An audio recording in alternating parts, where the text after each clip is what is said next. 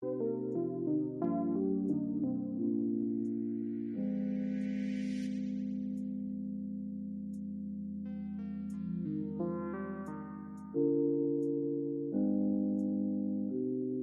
planes can no longer refuel, threatening international flights.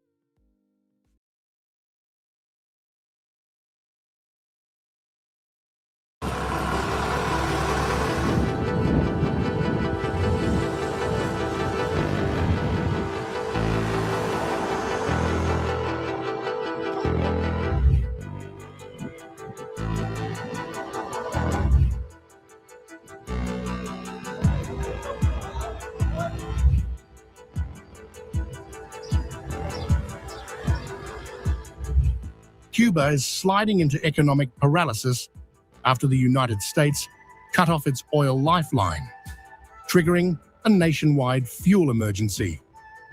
Havana has warned airlines that planes can no longer refuel, threatening international flights and tourism revenues.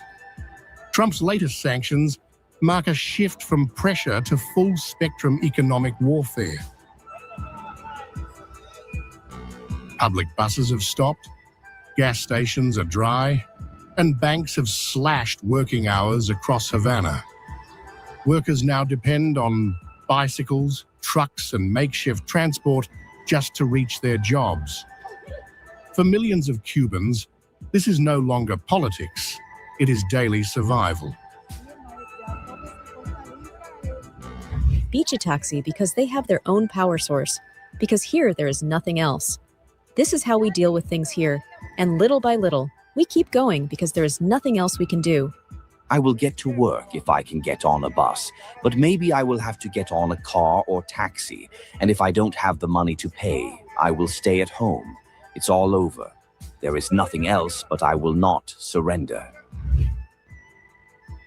The United Nations is now sounding the alarm over growing fuel shortages and humanitarian risks. It warns of disruptions to healthcare, clean water, food supply, and airport operations. Turning to Cuba, I can tell you that the United Nations continue to monitor the situation in that country and is working with the government to provide more support, including food, water, sanitation, and healthcare. We are concerned about the growing fuel shortages and their impact on people. Mexico has openly condemned Washington's oil blockade and vowed diplomatic action to resume fuel shipments. President Claudia Sheinbaum says civilians must never be punished for political disputes. This sanction that is being imposed on the countries that sell oil to Cuba is very unfair. Very unfair. It is not right because sanctions that affect the people are not right. One may agree or not with the government regime of Cuba, but it should never affect the people. So we are going to continue supporting, and we are continuing to take all the necessary diplomatic actions to be able to recover the sending of oil, because people cannot be strangled like this in that way. It is very unfair, very unfair. So, a call for there not to be these sanctions and for the people to always be supported. Russia has now reaffirmed full solidarity with the people of Cuba, denouncing unilateral sanctions. Foreign Minister Sergei Lavrov says only Cubans have the right to determine their own future. We reaffirm our solidarity with the peoples of Venezuela and Cuba. Only they can determine their own destiny. The White House says Cuba's government is on its last leg, confirming regime pressure is the objective. Energy blockade, economic strangulation, and political coercion now define Trump's new diplomacy doctrine. Cuba has become the front line of economic siege warfare, with civilians paying the price.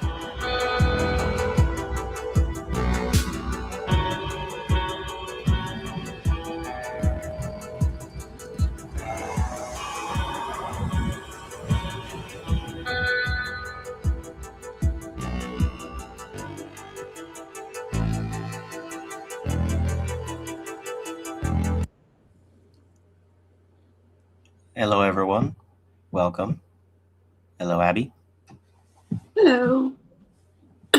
Thanks for showing up, guys. I know yesterday I had a lot going on. Couldn't muster up the strength to be present like I should be. So I appreciate you all. That's okay. For being so kind. I don't think much is going to be impacted for us just waiting a day there, putting our show off for the day. You know, the news just develops a little bit more, and we have a little bit more time to figure out what we want to talk about. So, yeah, before we get into Cuba, though, there's a few. I just wanted to say it's yet another day without an investigation in the United States of these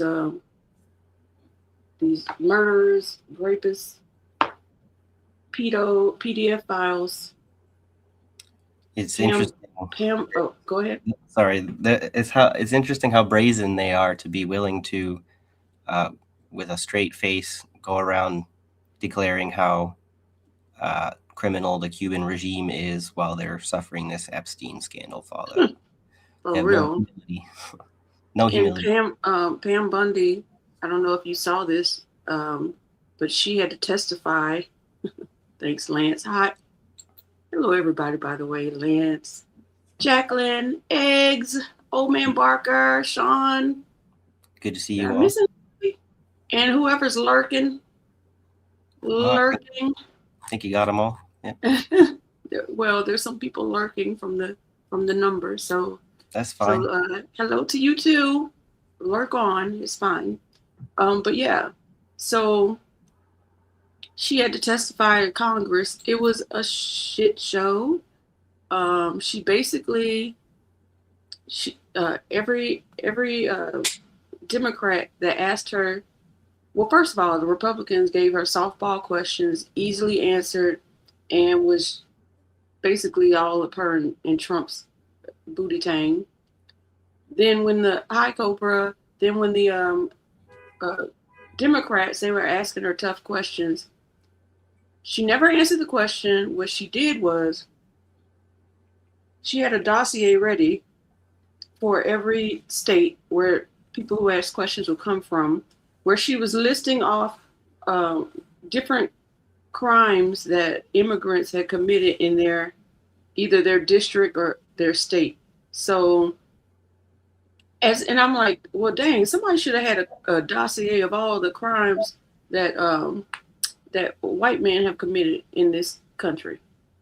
And it just hit her with that then, because it was just ridiculous. But she did say something extremely interesting, which was that if they were to implicate all the people in the files, the whole system would collapse. America went crazy. They're like, collapse that shit. That's what we want. What we've all been saying. That's what we want to do. Collapse it. But this is an example that sitting here and praying and hoping that it's going to fall apart all on its own doesn't seem to be the right tactic or strategy, because it doesn't. Like, this is a great example. It's like it should collapse, but it's not. Even with it, like, there's also the post-collapse thing is a good thing to keep in mind. Collapse is a finite moment in history, and it's bound to come and go fairly quickly. And then what comes after is more important, which is actually left out of discussion for the most part. Yeah, and all she could really focus on was the Dow, and Americans were pissed off about that too. They were like, we don't give a goddamn about the NASDAQ and the Dow. We care about our citizens. Like, you think that's gonna deter us? Like, oh, but the Dow is up, so I guess you could just keep eating people. Yep. Well, as far as the economic crises of Cuba, they've had like their currency being devalued because of this sort of situation. I think it's important to pay attention, or to remind people about how when we look at the Dow Jones and the numbers are really high, artificially inflated, just because you've got the so-called strong economy. We all know that it's frail and weak and bullshit. And so for people to sit around denouncing other nations like Iran and Cuba and Venezuela for having currency problems, they don't really acknowledge how America has different types of currency problems, but just as severe of a crisis. And they're obviously connected. And really, the only thing that's propping us up is the fact that that we have the petrodollar. It's really the only thing that's propping us up right now. Yeah, the petrodollar. We have the petrodollar. Second thing I wanted to mention. I know this is Canada. Blame Canada. This dude, his name is Randy Wetter or something. You know what I'm talking about? Maybe I got his first name wrong. He was a champion snowboarder, and Cash Patel just went on air not too long ago about how he's a narco terrorist, and they took down his operations, and he's in custody, and yada yada yada. And I'm thinking, okay. And he's like, we're not going to have any more. I forget the man's name in Mexico. Chapo, and it was some other like huge drug dealer. He was saying that they're on the same, playing field about the amount of drugs that they move and stuff like that. And I was like, well, what about the Honduran president or ex-president? That they just Why didn't you name his name? How's he get a pass? Because that's Trump's friend. It's selective hearing and stuff like that, or selective portrayal of a wrong in a right kind of thing. Cherry picking information, Right. Cherry pick information. So I just want to throw those two little tidbits out there before we got started. But have you heard of him? Because he's in Canada. I would assume like you'd be all over the news. No, I actually got to make more of an effort to tune into, like, I stopped looking at the CBC news in Canada, and I don't really like going to the corporate news too much.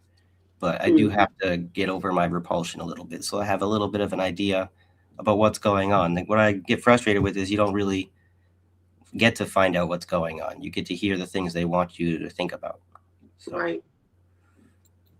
Right. I need to try harder this year to renew my media sources to ensure that I got more rigorous and robust sources of information. Lance says Orange Man has pardoned so many drug and financial criminals this term, and he's only in his first year. I can't imagine how many people, what the pardons are going to look like. Hopefully he doesn't make it the entire term. Something has to happen. This is out of hand.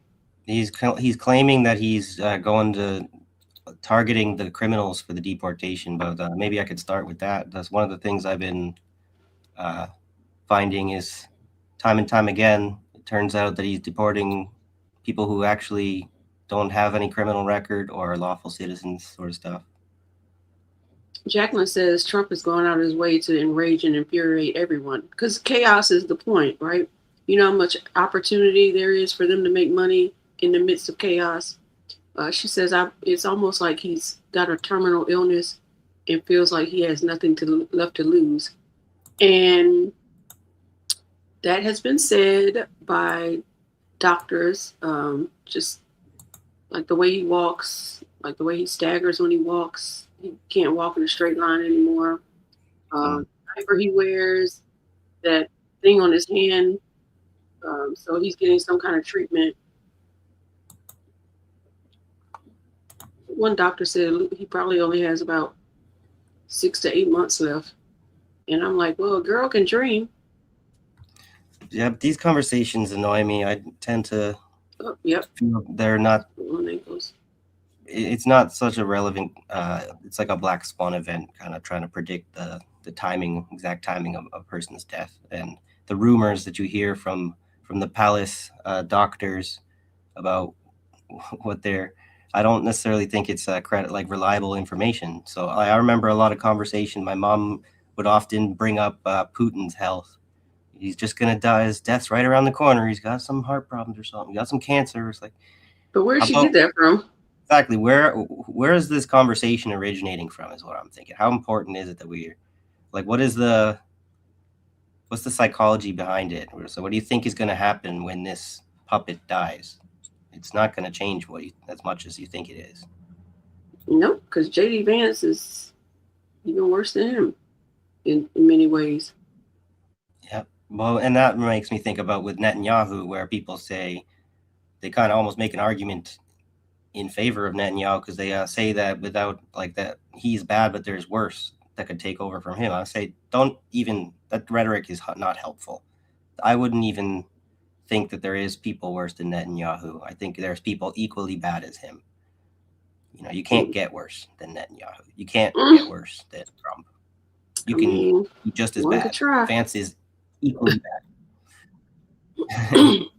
That's what they are up to. They're trying to secure the legacy of most evil man in history. Is literally what they're competing for. J.D. Vance is Peter Thiel. Lance says, and Peter Thiel is a reptile in human skin. I truly believe that. He doesn't look right. Something's wrong with his skin. Like, something's off about him. Yeah, but I don't think he's of this realm. Yeah, I don't really have much on Palantir in this episode here. I'm sure if someone looks for a connection, you wouldn't be surprised if you could find it. But we could maybe come on to that. Like that topic comes up all the time.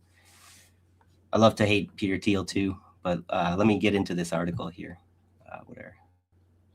Where is the tab here? Oh, there we go. So this is from El País, the Spanish news outlet. Trump breaks record for deportations of migrants without criminal backgrounds, but still hasn't surpassed Obama and Biden's total removals. So this is the cruel irony for the Cuban migrants is a lot of them have been seduced by the propaganda that Cuban communism is evil and needs to be rejected, and that's their savior is in America. And what do they find when they get here? The Trump administration's ICE crackdown. And I'm wondering how many of them are receiving favorable treatment because of this effort to destabilize Cuba. I wonder if it's part of the Trump administration's calculus that if they're too rough on the Cuban immigrant alien population, that they would this would benefit Cuba narrative-wise, but also material-wise. So let me get into this here. So the Republican administration announces 675,000 deportees as it prioritizes raids far from the border, expulsions without court orders, and eliminates human rights concerns in its targeting of detainees. From February 7th, 2026. On January 20th, in commemoration of the first anniversary of his second term in office, Donald Trump's administration proudly announced that it had achieved historic records in the removal of foreigners from the country.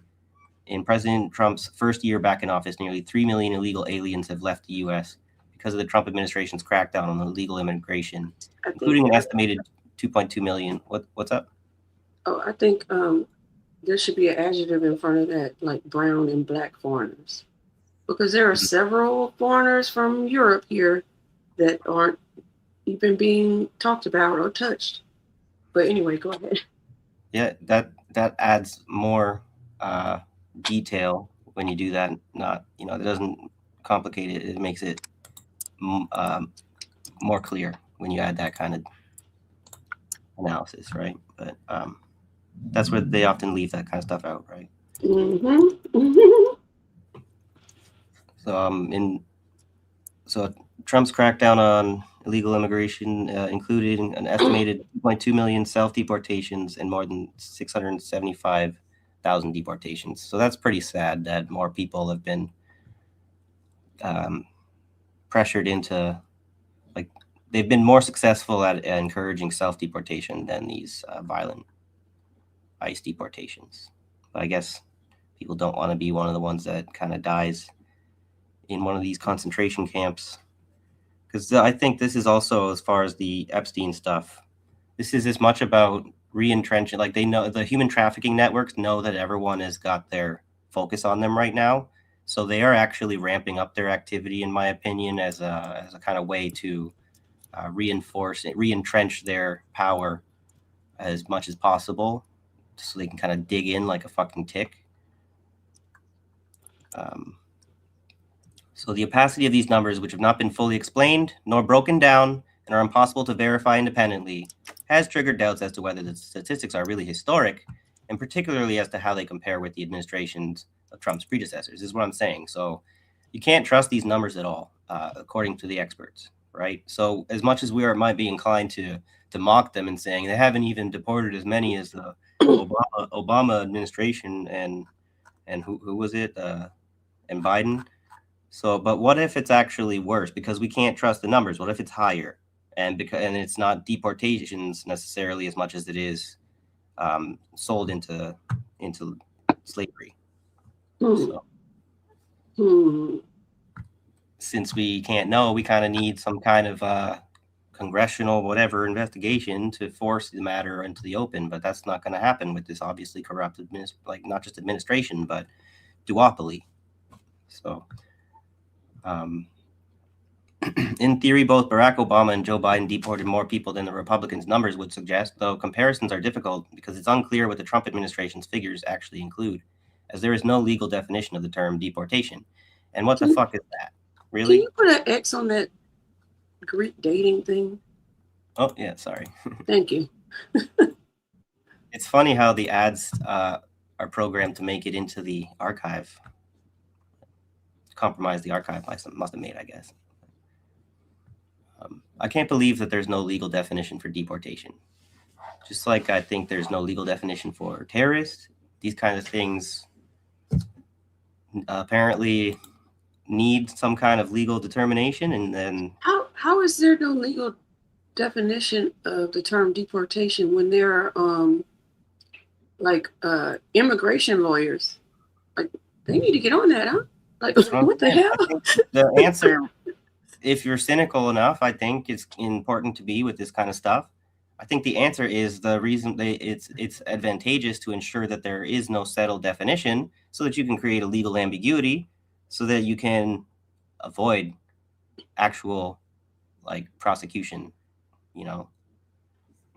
or proper standardized, easily understood rules so that the sophists aren't really able to have as much wiggle room, so that's what I'm saying. Stop pretending like lawyers are going to be anyone's savior, or as much as China's your savior. Well, lawyers are definitely not lower on the list as who might be our savior, right? So anyway, we're our own saviors. We got to figure out how to save ourselves. Right. We're working on it. And what I would say is, to be a realist or whatever, the case of Cuba demonstrates whatever that sometimes we have to do our best to be our own saviors, but that also kind of demonstrates itself to be an impossibility at the end of the day. We actually need to be more than just our own saviors. It's maybe too individualistic, right? We need to be each other's saviors. When someone's been there, in solidarity with you and your community for decades, then their entire community has been this way. This is what people doubt, the revolutionary kind of nature of the average Cuban citizen, but they have been in solidarity with everybody, okay? And it's time to kind of repay the favor. And we can't really do that because we don't actually have the means to even save ourselves either. That's not an accident. So that's the design. Yeah. So the administration's deportation number likely includes non-citizens turned away at U.S. borders and at airports. Limited release of immigration enforcement data means it is unclear who's being counted and how, states the Migration Policy Institute in a report. In addition, there are important differences in the kinds of deportations that are taking place. The two Democratic presidents focused on the expulsion of criminals, while the Republican president, contrary to what has been repeated constantly by Trump's own administration, has not discriminated on this basis. Only 25 to 35% of the migrants who have been deported had criminal records. The 675,000 milestone celebrated by the current administration is well below the million annual deportations that Trump set as a goal in order to achieve his much-awaited largest deportation operation in American history. Nor is it above the 685,000 deportations that the Biden administration was estimated to have carried out in 2024. So this isn't exactly controversial. We kind of already knew that. But for those who didn't, you're welcome. So, prior administrations focused on deporting undocumented migrants who were delinquents with an eye to how long the individuals had been residing in the United States. Many had been living in the country for decades and tried to avoid separating families. Trump's administration has not prioritized either of those factors, and his Department of Homeland Security perceives all foreigners whose papers are not in order, some 14 million people according to official estimates, as criminals and as such targets of his deportation campaign. Many have had pending requests for asylum and even valid work permits, which is a lot of what the Cuban refugees have. So I think that's enough from this article not to get kind of hung up on it. So let me just try and find. So I have a. This is what I have, like the history of Cuba. I have some of that. But I have this video. It's like 20 minutes that I thought you would find very interesting. I don't want to give away the plot. I just wanted you to blind react to it if you're interested. It's You're cutting out there a bit, but sure. Yeah, a little blind reaction's always fun. okay. So maybe after you do this, we can go to that, and then we can go back and go through like a history of Cuba or something like that, or do it the other way around, whichever.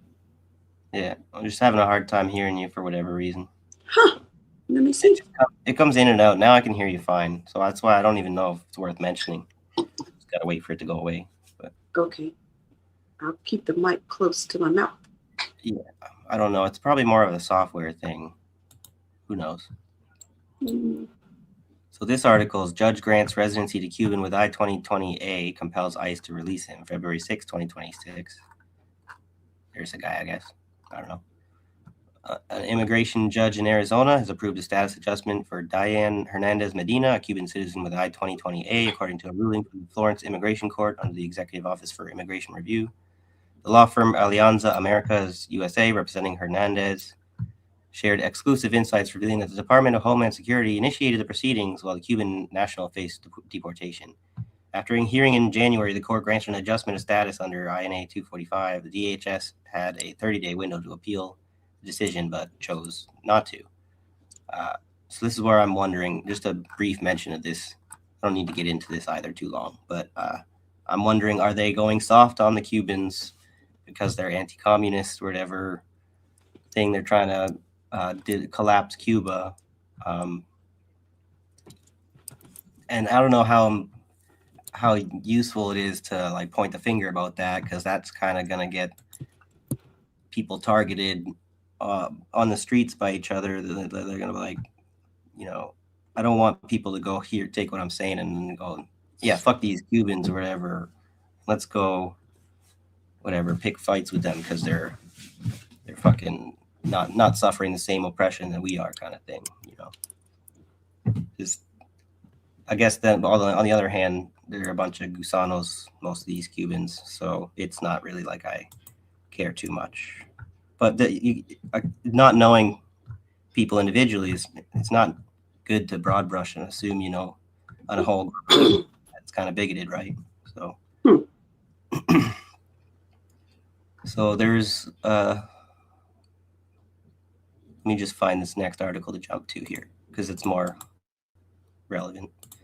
We're trying to talk about Cuba, not the ICE stuff, I guess, technically. So, but here's from February 11th. The U.S. deports 170 Cuban migrants on the first return flight of 2026. So I don't know how much people know about Cuba. I don't know what you probably stumbled across a little fact about in 2023, like 2022 to 2023, after the pandemic, like really cratered the tourist revenue and affected their economy. They had like the biggest emigration in history. There's like 10% of the population apparently confirmed by the government had left the country over the couple of years. So like 2 million people or like 1 million people or something, and then it gets a bit distorted because the researchers in Florida, so-called researchers, where they want to pretend like the numbers are always higher and stuff like that. So then it's potentially 10 to 20% of the population they're claiming has left Cuba in the last few years, as a huge example of how the revolution has failed, according to the expatriate Gusano anti-communist Cuban population, right? So I'm saying whatever the number is, 2 million, and the U.S. has deported 170 of them, right? So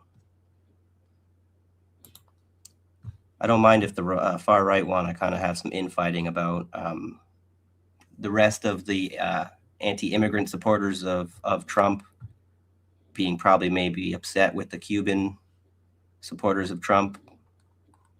Fighting begin with them. So.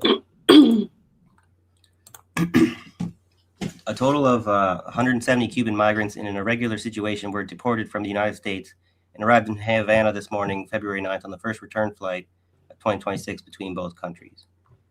So they want to block all oil, create rolling blackouts and everything and try and strangle the country or whatever. But here's some more people to make your prices harder. For agreeing to this. So Mexico, so this is how they block the oil. They're not getting, because they don't have any oil in Cuba. Like there's no oil to tap into. So all of it has to be imported. Okay. Trump tells Mexico, well, we know that lady, she's like a Zionist. So they cut off the oil, but then send humanitarian aid. You are the cause of this. So if you didn't cut off the oil, they wouldn't need humanitarian aid. It's a carrot and stick. So what is the point of it all? What are you doing? That's a carrot and stick maneuver, Well, it is a way to turn the people against their government. So they're seeing all this aid coming from, Mexico. The United States is going to send aid. Just send oil. But if the people are seeing aid coming from all these various places and their government isn't able to supply them with the aid, then eventually they're probably going to turn on them because, they just need their lives back. And it's collective punishment. It's a crime, and it's terrorism. Yeah, but obviously they could just send oil, right? But it's about breaking the back of the government. I think it maybe, as much as we want to be critical of the people leaving, categorizing them as gusano, though, when the situation gets desperate enough under the U.S. pressure, people aren't necessarily trying to pick sides when they're trying to leave. They're just trying to survive. So, but this is where Russia's supposed to be sending not just humanitarian aid, but Russia was also going to start sending some oil. They're getting ready to send oil. Yeah. Oh, okay. Yeah. Kind of sending them food. No, it's okay. All in good time. Russia's got going to be sending some oil. Let me just read this up here quick. Okay. Yep. I jumped too fast. No worries.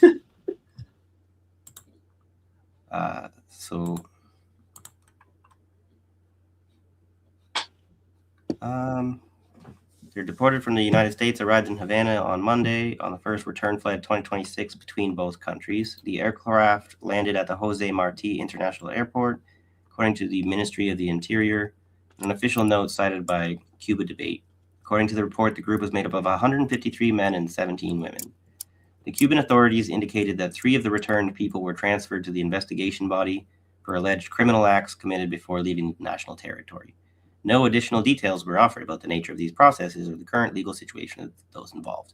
So, of the 170, 3 of them were apparent criminals. Although, before leaving, they're criminals in Cuba. So, crimes committed in the States is a different matter, I suppose. With this return, sorry, someone's honking their horn outside. I don't know if you can hear it or not, but yeah, I got the window open. They don't sound happy. I don't know. He might be getting a ticket or something, or someone else is getting a ticket. He's probably warning someone inside. Bella poked her little head out.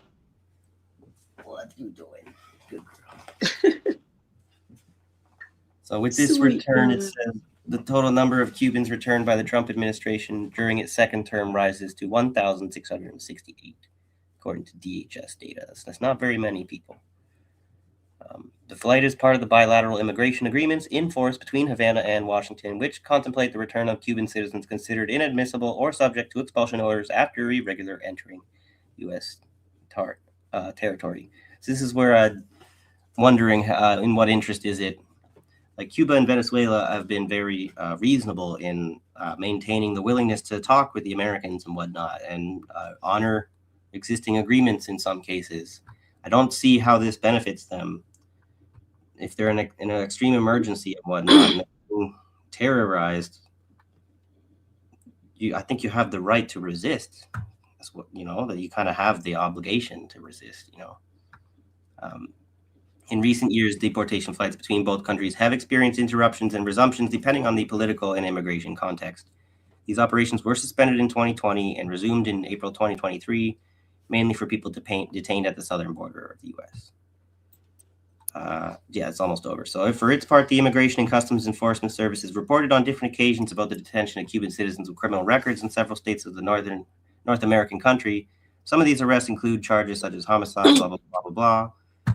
The new flight confirms the continuity of returns in 2026 and occurs in the context of tightening immigration policies and a persistent economic crisis on the island, factors that have influenced the sustained flow of Cuban migrants abroad. So that's enough of that there.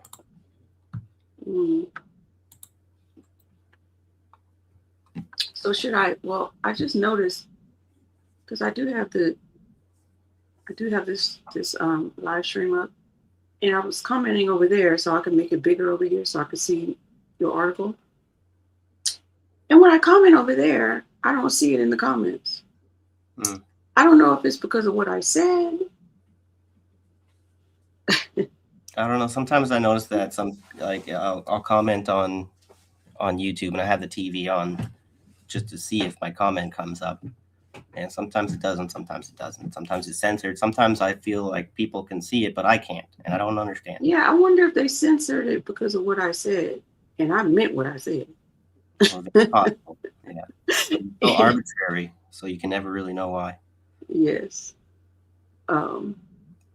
Okay, so should we do the article then? Yeah, you got the article. I mean, not the article, the video. Yeah, sure. I forget, what was it again? You'll see. All right. Sure. You'll see. Now you gotta wave at me or The White something. House reportedly is You want me to stop? evaluating a Okay. I don't know who this dude is. I would Cash Jordan. Trump cuts off Cuba communist panic. Oh, this is a guy you were telling me about who's being an anti-communist asshole. Yeah. So 1.63 million subscribers.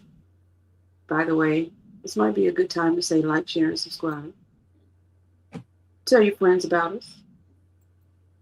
We could use a few more subscribers. I wouldn't mind. Now, how could that this asshole have 1.63 million subscribers? But listen. complete blockade of all oil deliveries to cripple communist Cuba. More reports indicate Cuba is on the brink of economic collapse. So, a total blockade of communist Cuba is taking place for the first time in decades. And while the country's oppressive regime has survived for years on outside lifelines like Venezuela and Iran, those nations are no longer around to keep propping up this island prison dictatorship. And with U.S. warships all over the Caribbean, experts say Cuba's days are numbered. President Trump's executive order threatening tariffs on countries providing oil to Cuba is sending shockwaves. Experts say up until Maduro's capture, Venezuela had been Cuba's biggest oil supplier and lifeline. Cuba's reserves are between 45 days to 2 months. What we'll see in the next month or so is a complete shutdown. Down with imperialism. Cuba condemns these actions as an act of state terrorism. daily power cuts, and lines for gas that only seem to get longer. The economic situation, already difficult, is getting worse. It's just too tough. Almost 24 hours in line.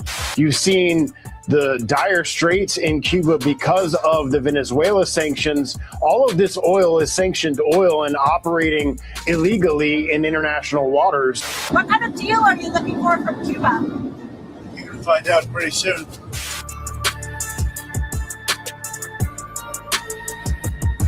Okay, the big problem for Cuba is oil. Mexico's not going to send it to them anymore. And with Venezuela and Iran off the table, nobody knows where they're going to get it. But what nobody's talking about is for decades, the entire despotic communist regime world has propped up this tiny little rock 90 miles south of Florida. But all of that ended and collapsed just a few weeks ago in Venezuela because it was the Maduro regime that supplied Cuba's communists with oil and gasoline, for which Cuba traded hardened military assets and manpower to help oppress the Venezuelan people and protect their sanctions-evading cartel leader. And all of this was possible because these regimes have the backing of countries like China and Russia, and they've had it since the Cold War. But now the tables have turned in a way that have America's oldest enemies in a state of absolute panic because the fact that Cuba needs constant life support from America's enemies isn't just an opinion, it's their entire economic model. What the fuck is wrong with this dude? It's like imperialism. You'll see increasingly, it's like he's getting a hard on or something. I don't know. And he keeps saying communists. He has to drive that home. Communists, they're communists, they're communists. He's like paid like Israel pays whatever the Zionist influencers $7,000 whatever dollars. He's got to be paid some kind of chat, or he's one of those useful idiots who's able to speak his mind like this for free. So, well, I hope not. It ain't for free because he has almost 2 million subscribers. Yeah, so it's much more likely that people. I feel like Americans, especially, if you pay them, they don't really have a conscience. So they'll do what you pay them to do. He never.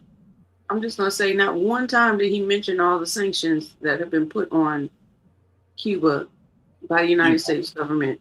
No, he swears communism can't survive. There's no need on its own. Yeah, there's no need for them to mention sanctions in their mind because it's not like a morally controversial thing to them. It's like that's they feel justified, like they have the right to that's what a good person would do, kind of thing. Jacqueline, that idiot in the video is like, I might be a poor arsehole, but I'm still going to lick that MAGA butt. Yeah, that's pretty much. You'll see. Even with 1 million subscribers, I bet you don't make very much money with that either. Well, maybe he's getting that $7,000 per post on his Twitter or something. Okay, so just remember, wave your hand if you want to talk. All right.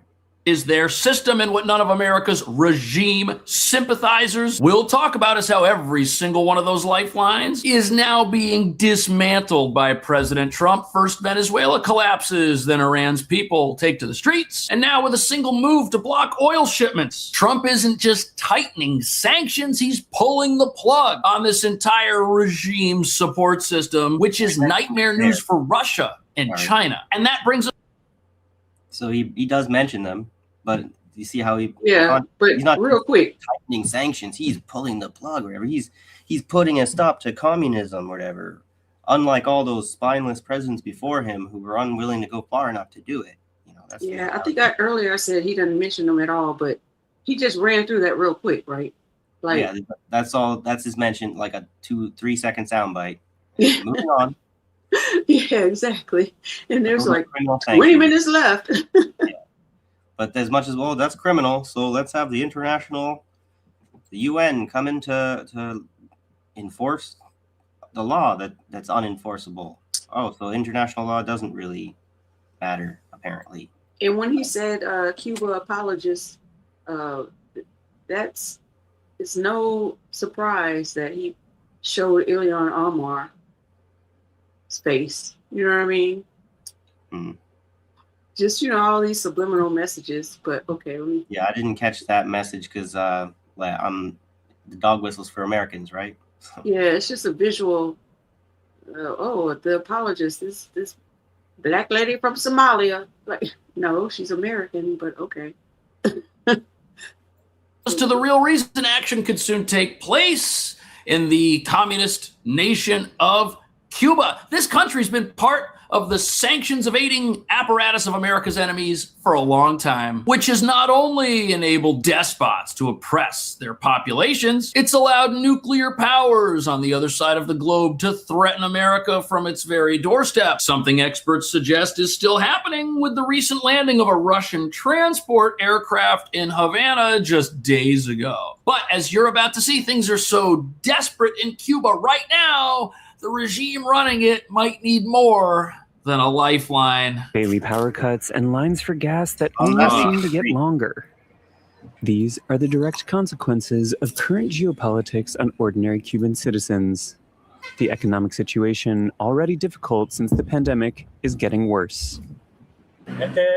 It's just too tough. Almost 24 hours. That's crazy. 24 hours to get gas. After the U.S. deposed former President Nicolas Maduro in a lightning military offensive last month, shipments of fuel and other goods provided by the Venezuelan regime have stopped. And that's a big problem because Cuba, as an island communist nation, they are between a rock and a hard place. And their collapse was all but guaranteed the second Venezuela fell because their communist system of government that maintains itself not by doing business with the rest. Venezuela didn't fall. That's disputable. Has Venezuelan really fallen?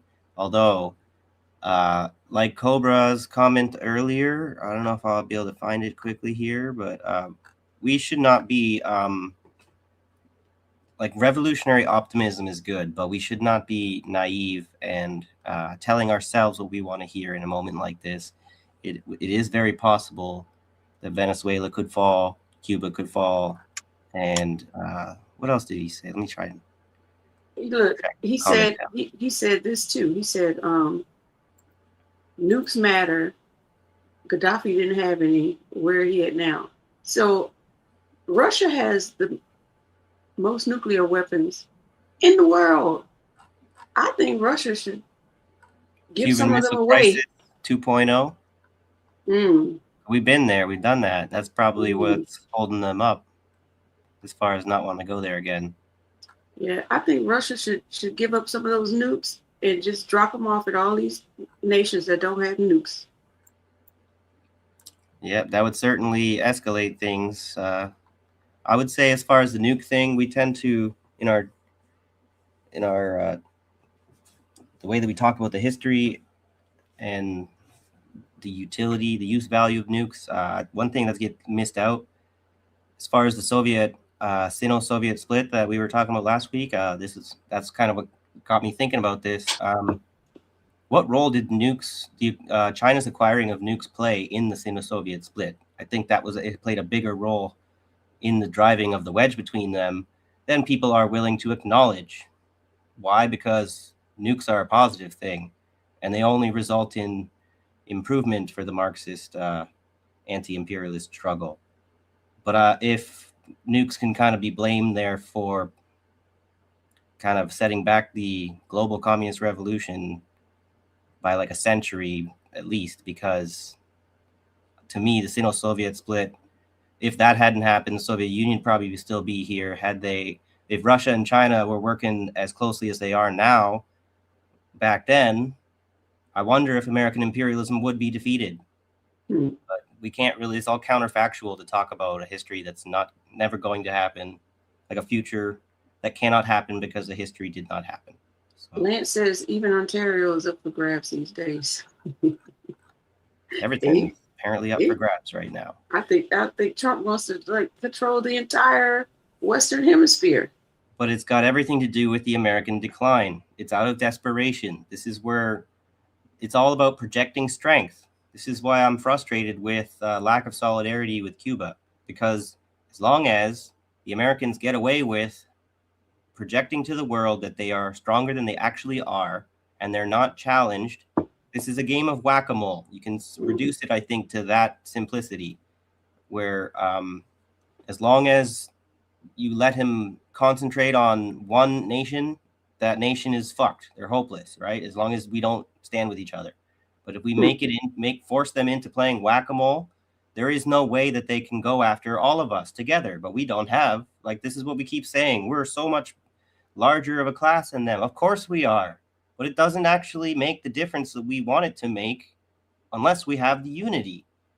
But we all like to try to take a shit on unity, right? Because we can't have the false unity. We can't have the coercive unity of this dependency that we call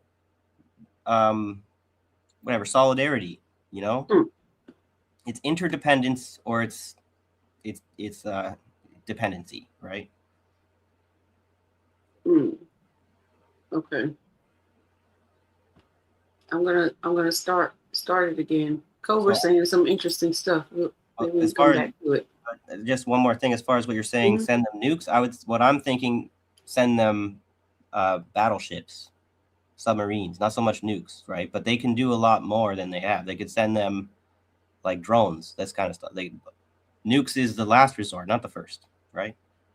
Well, I mean, America's not going to invade anybody that doesn't have nukes. That's the point that I'm trying to make. Right, but they don't have them, and then getting them to them when America's blockading, whatever, that's a tricky proposition. It is. Yeah. That is true. That's true. Okay, so World War III, where it breaks out, because they try to get the nuke there. Russia has to send, or China has to send warships along with it. And if there's a confrontation with the U.S., how do they step back from that without going to full World War III? So, anyway, go ahead. It's a good question, because the warships are out there. I mean, they are. America's playing chicken, right? Yeah. They're thinking that if they are the craziest, then they'll win. And maybe that we need to really understand, how does America be defeated here? I think we have to be willing to risk going to World War III because America is. And if we're not willing to kind of do that arms race with them, go toe to toe with them, we've already surrendered. We just don't necessarily want to admit it to ourselves. Okay, here we go.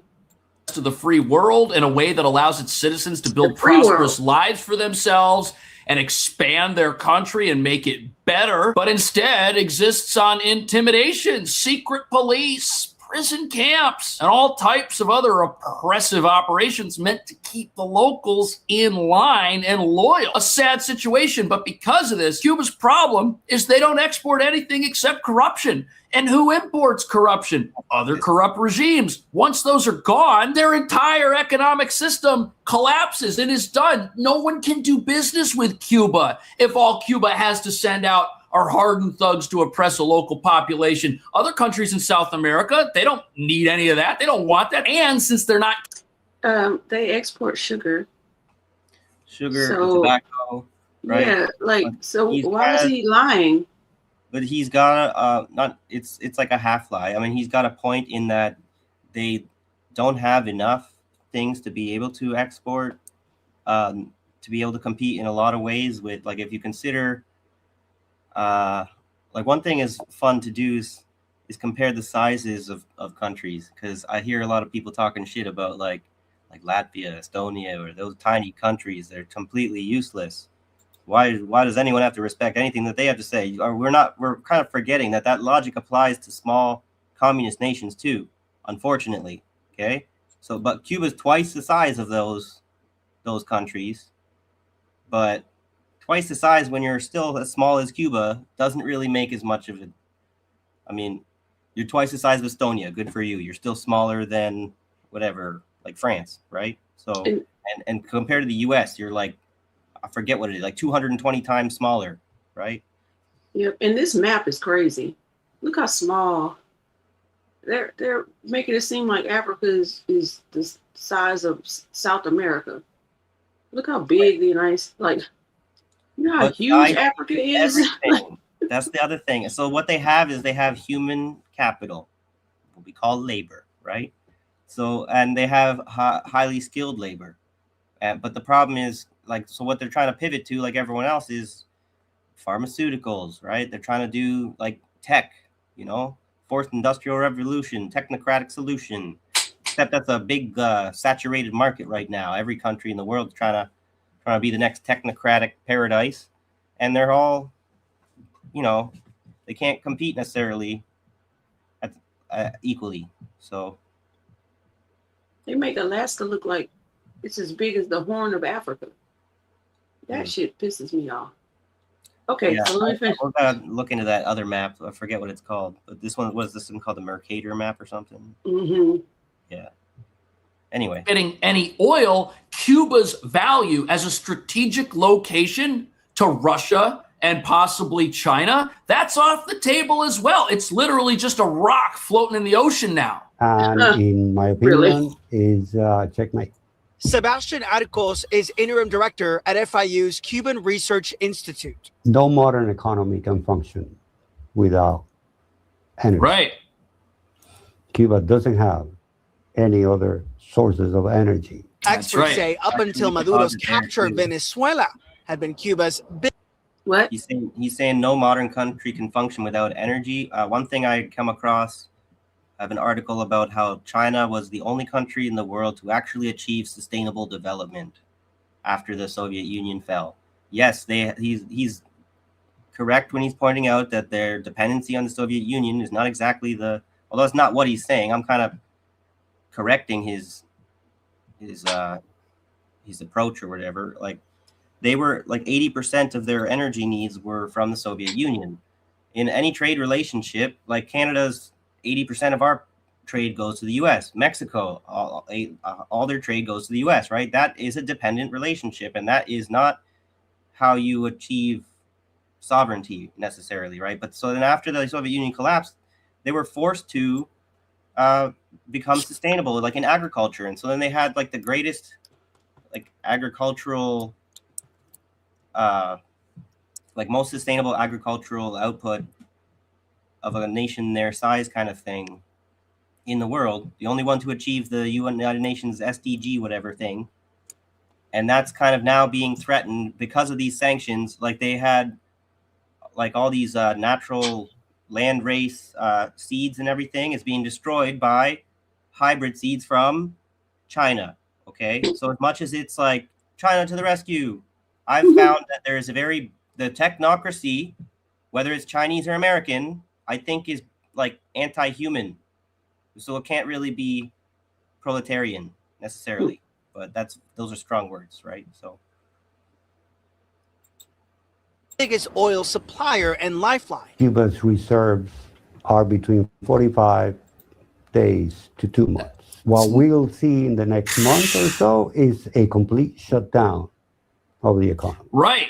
And if Venezuela was the lifeline that was pumping Cuba full of oil and keeping that place afloat, and that place is gone now, there is nowhere on the planet for them to get oil. China is the world's largest oil importer, so they don't have any to spare. Russia needs oil for their mayhem in Ukraine that we all hope ends soon. And Iran, well, the oil and gasoline that Iran was refining and sending back to Venezuela and sending to Cuba, it came from Venezuela originally. See, Venezuela has a failing communist regime itself. They couldn't refine their own oil into the types of product needed for gasoline and other applications. So they would have to send it to Iran, which has the refining capability, and then Iran would keep part of it and send it back. Cuba would get some of that as gasoline. So with Venezuela gone, Cuba's literally just floating in the water without any help. And here's why this is nightmare news for Russia. If Cuba doesn't have power, doesn't have infrastructure, doesn't have any economy to speak of, The only way to run this place as a low-cost base of operations to try and mess with the United States is to import everything. And now the cost to have a base in Cuba goes way up. The cost to have foreign militaries on that island goes way up because there's no way to power them. You see, this is the one thing Cuba was offering was strategic implications. And remember, because this is a communist country with very few industries, they don't really have any way to power up their economy, make their people rich and prosperous, and then buy and import what they need. No, the regime here is totally isolated now that their buddies in Venezuela are in a New York jail, now that the Venezuelan people... Okay, so this is the capitalist neoliberal kind of mindset that everyone just kind of defaults to. Cuba has no way to ramp up its economy. We're trying to, like, as if everything needs to be supercharged. This is our modern problem. You know, sustainable development is more important than whatever line go up. She acts like it's Cuba's fault that they don't have oil on their own soil. So what do? Oh, of course, they're going to go to other countries and negotiate with them to import oil and export certain things to them. Duh. Like what's wrong with that? This is where it's an like interesting he's acting like that's a problem. But this is a great thing to compare Cuba with Venezuela, because Cuba's got the problem of a country that has no oil. Venezuela is the problem of a country that has too much oil, because then you become a threat because of your oil resources. So that's why you're targeted. But if you don't have oil resources, what they want is regardless of whatever your resources, like they'll have it. They want all of it. Doesn't matter. They want the whole world. They're not stopping at any country. This is what they're just, every country that's not in support of another is just trying to be the country that gets attacked last. That's the game that whatever the so-called post-colonial world order or whatever is playing right now. This is where Bet-Beat Media, I was watching the INN. They were talking about article from Bet-Beat Media. Like Colin and Reef on their Thursday show, whatever, check them out. But they were talking about Colin's the big teddy bear. I think Bet-Beat Media is the and Fiorella Isabel on Truthwire with Pasta, or they've got the angle that is correct about like the political analysis that is spot on as far as what we're suffering from is the so-called post-colonial world is still kind of mentally colonized, and this BRICS, this multipolar world order stuff, they're still acting like a bunch of colonized nations, whether they claim to be having real sovereignty or not. So I agree wholeheartedly with that sentiment. Cobra, yeah. Although People Cuba are free? might be, best example, that there may be one of the least colonized mentalities, right? People need to have the mentality that the Cubans have had for the last several decades, right? That they have decolonized their mind. They're waiting for the rest of us to get around to it. And it really would be nice if it would be happening right about now. Come on, people. Let's do the work. Let's do the mental work. And then the physical work. Yeah. Second Amendment.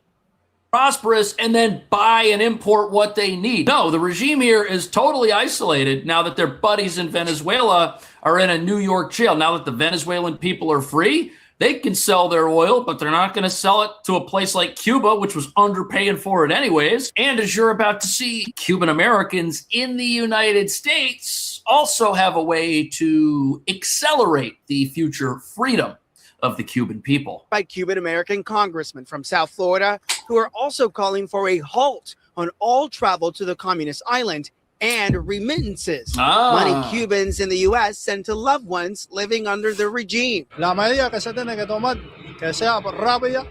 Pinedo says it's a sacrifice he's willing to make, but not for long. Remittances and travel to Cuba by Cuban Americans represent the second largest source of income for the Cuban government.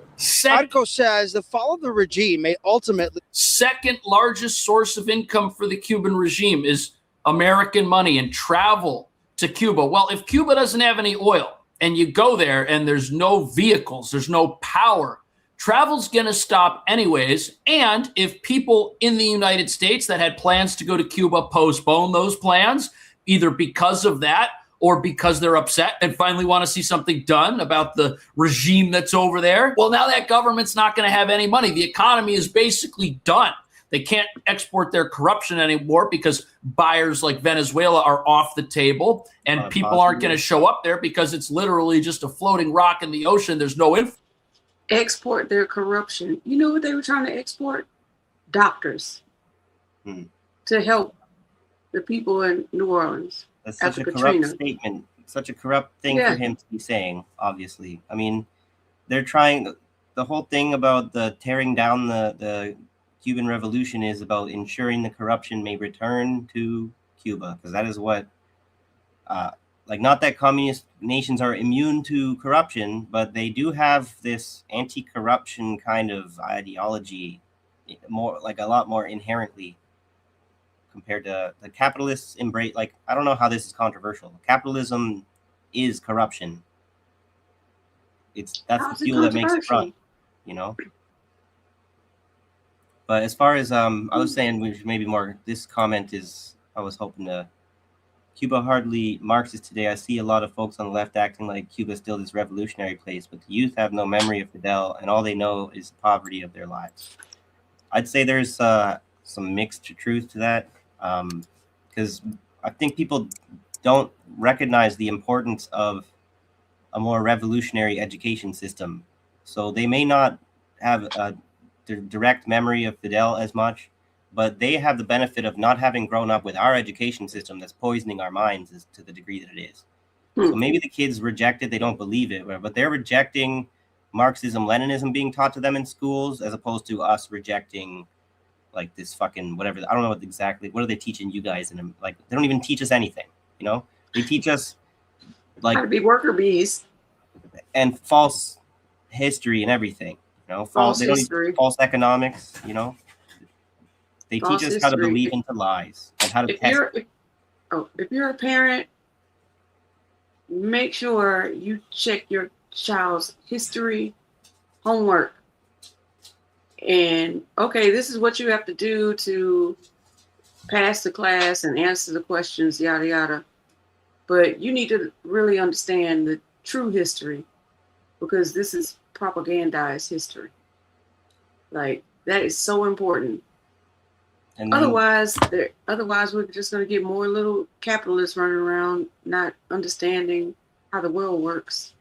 And then another, so the, like, I guess part two of my answer to the Cobra's comment is another thing that might have led to the decline in the revolutionary character, the Marxist nature of a nation like Cuba might be, like, we have to determine how Marxist is China today, because I think if people take China as the clear example of the modern socialist nation, and they've become more liberal, more neoliberal, and, you know, abandon Marxism in some ways, but they're treated as what needs to be copied, then that would explain objectively what would have been kind of taking the wind out of their revolutionary sails, so to speak.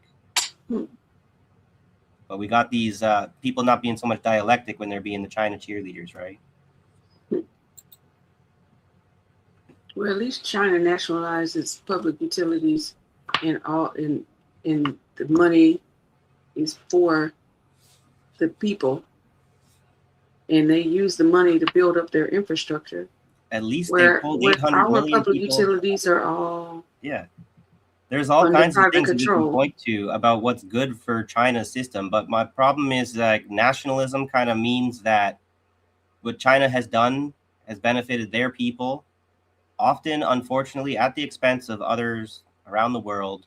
Even though it's a win-win situation to work with China instead of the U.S., it's not exactly an equal win-win situation. It's still a win that always benefits China more, and so that locks in a relative kind of poverty in relation to China, a kind of dependency. It's not necessarily a debt trap. It's not intentional, but the end result is still not the global communist revolution, or it's not the liberation of the weaker nations, you know. Yeah, I'll take that over economic hitman any day.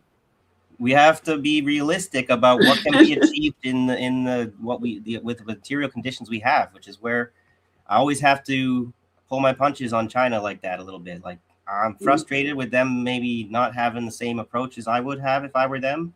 But I recognize we're in a very difficult position. You know, got to fight the fire with the fire, and got to know how to fight with the water instead. You know, right. Okay, I'm going to start it. I went back a little bit. Venezuela are off the table, and people aren't going to show up there because it's literally just a floating rock in the ocean. There's no infrastructure. There's no economy. Everything's grinding to a halt. If you're in charge of Cuba, you're going to have to take a long, hard look in the mirror and decide, do I really want to do this anymore? And what we're watching right now is probably going to make that happen. The White House reportedly is evaluating a complete blockade of all oil deliveries. Do you see this Cuba collapsing a 2026 event? I certainly think it could because they rely so heavily on Venezuelan oil, and that's completely cut off. That's their form of income. It's sanctioned oil that they use. It's at a discount that they use to pay for their communist regime and their communist government in Cuba. So you could absolutely see in 6 months what the economy of Cuba looks like today. It's going to obviously be in much worse shape. I mean, I think you could see by the end of the year them being in a position where hopefully the ruling class, the communist class, will give up, strike a deal either with the United States or decide to have a democratic free election. That would be a great thing for the state of Cuba. That would be a wonderful thing for Cuba. It would be great if the people in that country had some say over how it was run. And think of what this would mean for the international order of the globe as we see it. This is one of the last. It's hard to get through it, huh? Oh yeah, there's too many things to. Hi, Mousy. Mouse? You good to see you. What was I gonna say? I might need to rewind it a little bit even now. You want me to rewind it a little bit? It's really hard to get through it. No, just because I should have concentrated on making my comment as opposed to feeling the need to say hi to Mouse first. But what's up, Mouse? Okay, I can go back. If you rewind a few seconds, I'll remember it. So okay.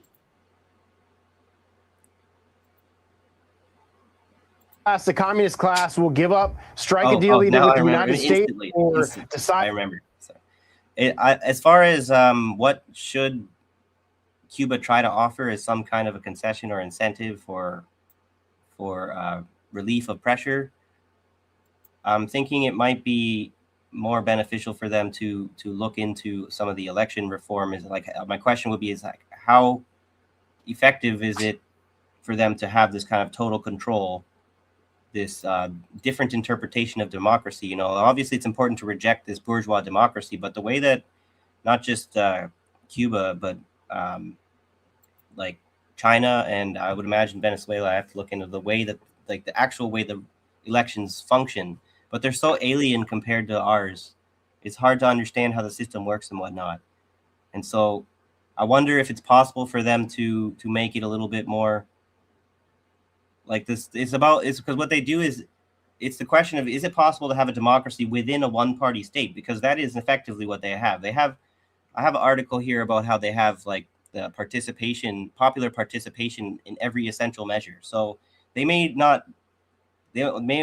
only get to vote for one party, but they have so much more political participation than we do. So is that not more democratic? But we have to actually figure it out. So. Or would it be dangerous for them to alter their system? Or would it set a precedent that China and Russia can have any? Sorry. Would it set the precedent that's a slippery slope? That's all. Yeah. Okay. Because they're obviously afraid of letting the people have more of a say, so that's not necessarily good.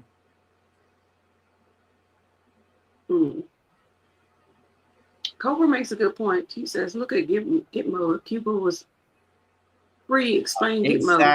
Exactly. I was looking into that too, and my explanation, as far as I can tell, is if they took back Gitmo, it would be initiation of war with Washington that they might not be able to win. And it's actually, interestingly enough, I found a little fact I bet you nobody knows, not many people know. Cuba has never cashed the rent checks for Guantanamo because they have always maintained that America is illegally occupying the base, but they have yet to move in violently. So America's trying to bribe them with rent checks that Cuba's never cashed. Maybe in this moment of crisis, they'll feel that they need to just for the money. But what would that set? What precedent would that set? Would it acknowledge that the U.S. has some kind of right to the territory? But they set up this bullshit treaty about they can only leave if both parties agree to end the tenant agreement, basically. And it's like they're maintaining an agreement from the previous regime that the revolution overthrew, but because of, I guess, international laws, conventions, that it is normal for laws passed by previous administrations to be maintained, like international trade agreement kind of stuff, where just because there's a new government in power doesn't mean that the old agreements made, the legal agreements made by the previous regime are all of a sudden nullified. But in cases like this, I think legal precedent needs to be that they are in fact nullified. That's what Cuba's been arguing. But America likes to make up whatever the law as they go. So. Okay, here we go.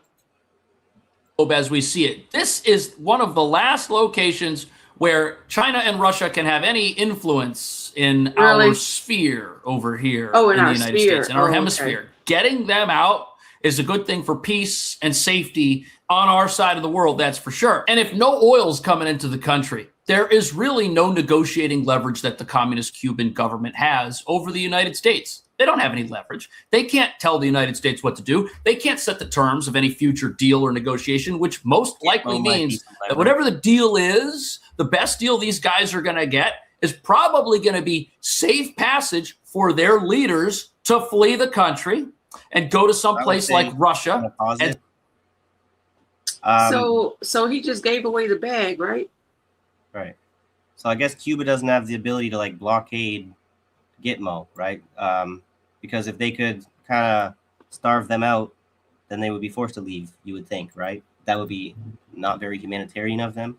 But I feel like the reason, like, they probably can't actually prevent the U.S. from supplying them. So what is a question that's valid? What leverage does Cuba have? Because I don't know what the answer is specifically. I haven't exactly thought of that question. So as much as these people can be idiots, they're still kept trying to figure out the end game, right? Like, what's their purpose? What is their purpose? Oh, because Cuba is a country that they don't really have. Well, it ain't all that free. You just said about Gitmo, but they don't have the stronghold over it that they would want. So he just gave away the bag, right? It's the only country left in the Western Hemisphere. Well, maybe Greenland too. Well, I guess we could ask. That's why they're going after Greenland too. Like, what kind of leverage does Gaza have? Because that's another way to think of it, you know? Because it would seem like they don't really have any leverage, but they've been able to destroy Israel's reputation around the world. So maybe their leverage is soft power. Maybe their leverage is the solidarity, the social capital that they built up over the years.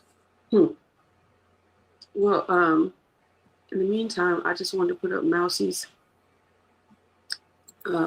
site for his music. He said he got a check in the mail, a royalty check. Yay, free beer. Enjoy. So if you haven't gone and liked his page yet, please do so.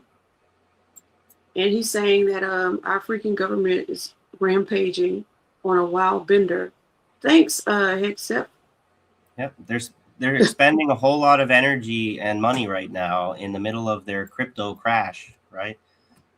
So that's another thing I want to get to probably after this video is the remittance thing has been a real problem.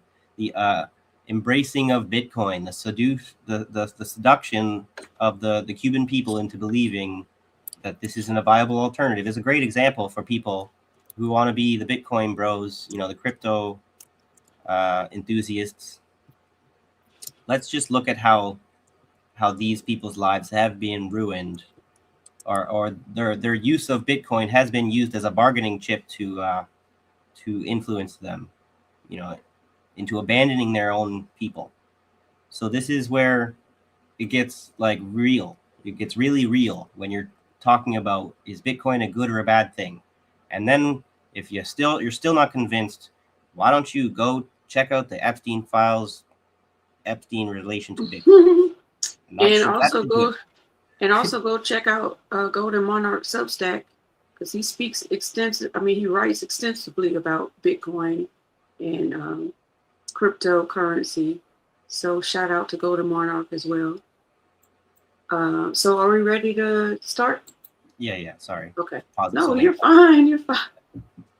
Okay, here we go. Stay there for the rest of their lives, or maybe go to some other country in South America. I don't know who would have them, but somewhere else. And then to have a transition government that brings about free elections inside Cuba. Now, think about this for a second. Just a few months ago, we had communist Cuba and we had communist Venezuela doing business with each other, propping each other up at the expense of their own people. But in 2026, we can have a totally different system that allows countries like Venezuela and Cuba to be run by their own people who prosper from their own economies and from their own resources and from trade with the rest of the free world and get out of poverty, something capitalism has the ability to do. There you have it. I wish I had. We could stop right there. About poverty this year or last year in the U.S. I think one statistic that comes to mind is the 18% rise in homelessness in the U.S. Was that last year or the year before? But that's because that's capitalism pulling people out of poverty, right? The housing market here in Canada makes sure that nobody can be out of poverty, right? But unless you sell your house, whatever. So there's like 11 more minutes left, but do we really need to listen? No, not really. There you have it, right? Yeah. So I We think don't I'm need done to give with him. too much more support, whatever. I just wanted to show it just to see how it's being framed for the masses, as this is a great thing for Venezuela and for Cuba, because hey, now they can have capitalism. Okay, great. 40% of Canadians using food banks now, and now we've got our temporary worker program for enticing immigrants has been canceled because it's become kind of politically toxic. There's a article I have here about people have been forced into slavery in Canada because this temporary worker program is allowing employers in Canada to get away with like probably everything up to and including murder, just whatever. So, but then the other thing about our Canadians immigration is, so they shut down the temporary worker program, but what are they boosting? Whatever, they're opening wide the entrepreneur, the business immigrant. So they want rich immigrants now, but the last few years they just wanted all the poor, like black and brown immigrants that they could kick out of the country, on temporary visas and shit. So. Hold on, let me address this real quick. Okay. Cobra says, when was Venezuela communist? Right. They aren't, they're not an official communist state, but they are very social states. Yes. They do lean heavily towards socialism.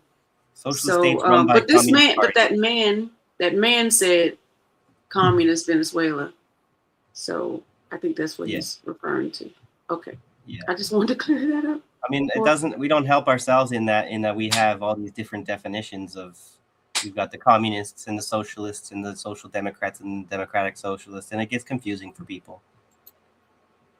But right. As far as like all the other communist nations, the so-called, they're socialist nations or nations with socialist systems that are run by communist parties or Marxist-Leninist parties specifically. But I think in Venezuela it might be a socialist party was the ruling party, but it doesn't really matter because words are often used interchangeably, except for when they're not, which is what makes it more confusing. So isn't it called the Communist Party of Venezuela? I'm looking it up right now. The Communist Party of Venezuela. and but they just adopted a lot of socialist Right, but theories. so And I was correct though, because Maduro's party is called the United Socialist Party of Venezuela. you say Maduro? Wait, say again. Maduro was part of Maduro, the party that's currently in power, Uh-huh. the Hugo Chavez party, it's the United Socialist Party of Venezuela. Wait, you just said the Chavez. I'm pretty sure it's You been meant the same, Maduro? it's been the same political party that they're both from. Let me just the Wikipedia page is what first comes up. It says the United. So I just typed in what is Maduro's party called, and it comes up with the United Socialist Party of Venezuela. It was formed in 2007 from a merger of some of the political and social forces that support the Bolivarian revolution begun by President Hugo Chavez. Christopher's here. Hi, Christopher. Hello. You know he's always going to pick up Aboriginal American Indians. Yeah, AKA some people Black Indians. have one issue, it seems like, but that's okay. I appreciate the passion for sure. He's on the other side of the FBA stuff as you, though, from what I That's remember. all right. Yeah. Good to have dialogue about it, though, if need be. Okay, so with that being said, should we look at some of the I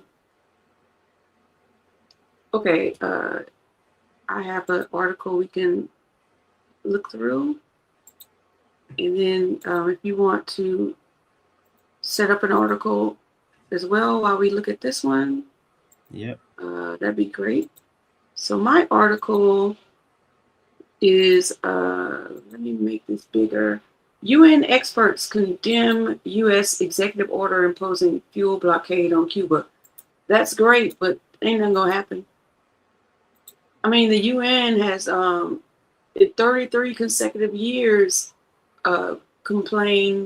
voted down the sanctions that the U.S. has imposed on Cuba. Okay, 33 years, nothing happened. So it's just like a suggestion, strongly, like the Democrats, it's a strongly worded letter. You know what I mean? Yeah. But this is and with the UN with its veto power and whatnot, this is where, as much as this is the UN experts condemn, this is where I also the Russia and China also condemn the U.S. executive order imposed. Like that's all the rest of the world is doing. They're just condemning it, and that's not enough. Maybe I could show I forget how to say his first name. Shahid Bozen. Like they have that Shahid Bozen. They have that it's not a GoFundMe. Oh, it's like a change.org request to end the United States veto power in the UN. So maybe after this I could try to look that up again and pull it up. We've talked about it before on the show. Yeah, I feel like that's a good idea. I don't know why it doesn't have more support, but we'll look at it and see how many people have signed so far, and maybe some people in the chat will sign up. I don't know what just happened. What happened? Yeah. Oops, sorry. I accidentally queued up my thing, and it. Oh, okay. Oh, yeah. That happens. Yeah. I don't understand why they do that, but okay. So, Geneva, UN human updating StreamYard and stuff, but that's one of the things I think that would be nice if they fixed. Yeah. If they could fix that, just like you share it, leave it behind stage until you're ready for it, you know. But anyway, the UN rights experts today condemned the executive order issued by President of the United States on January 29, 2026, declaring a purported national emergency and authorizing the imposition of trade tariffs on imports of oil from third countries to Cuba. From third countries. That's crazy. The U.S. executive order imposing a fuel blockade on Cuba is a serious violation of international law and a grave threat to a democratic and equitable international order, the expert said. It's an extreme form of unilateral economic coercion with extraterritorial effects, through which the United States seeks to exert coercion on the sovereign state of Cuba and compel other sovereign third states to alter their lawful commercial relations under threat of punitive trade measures, they said.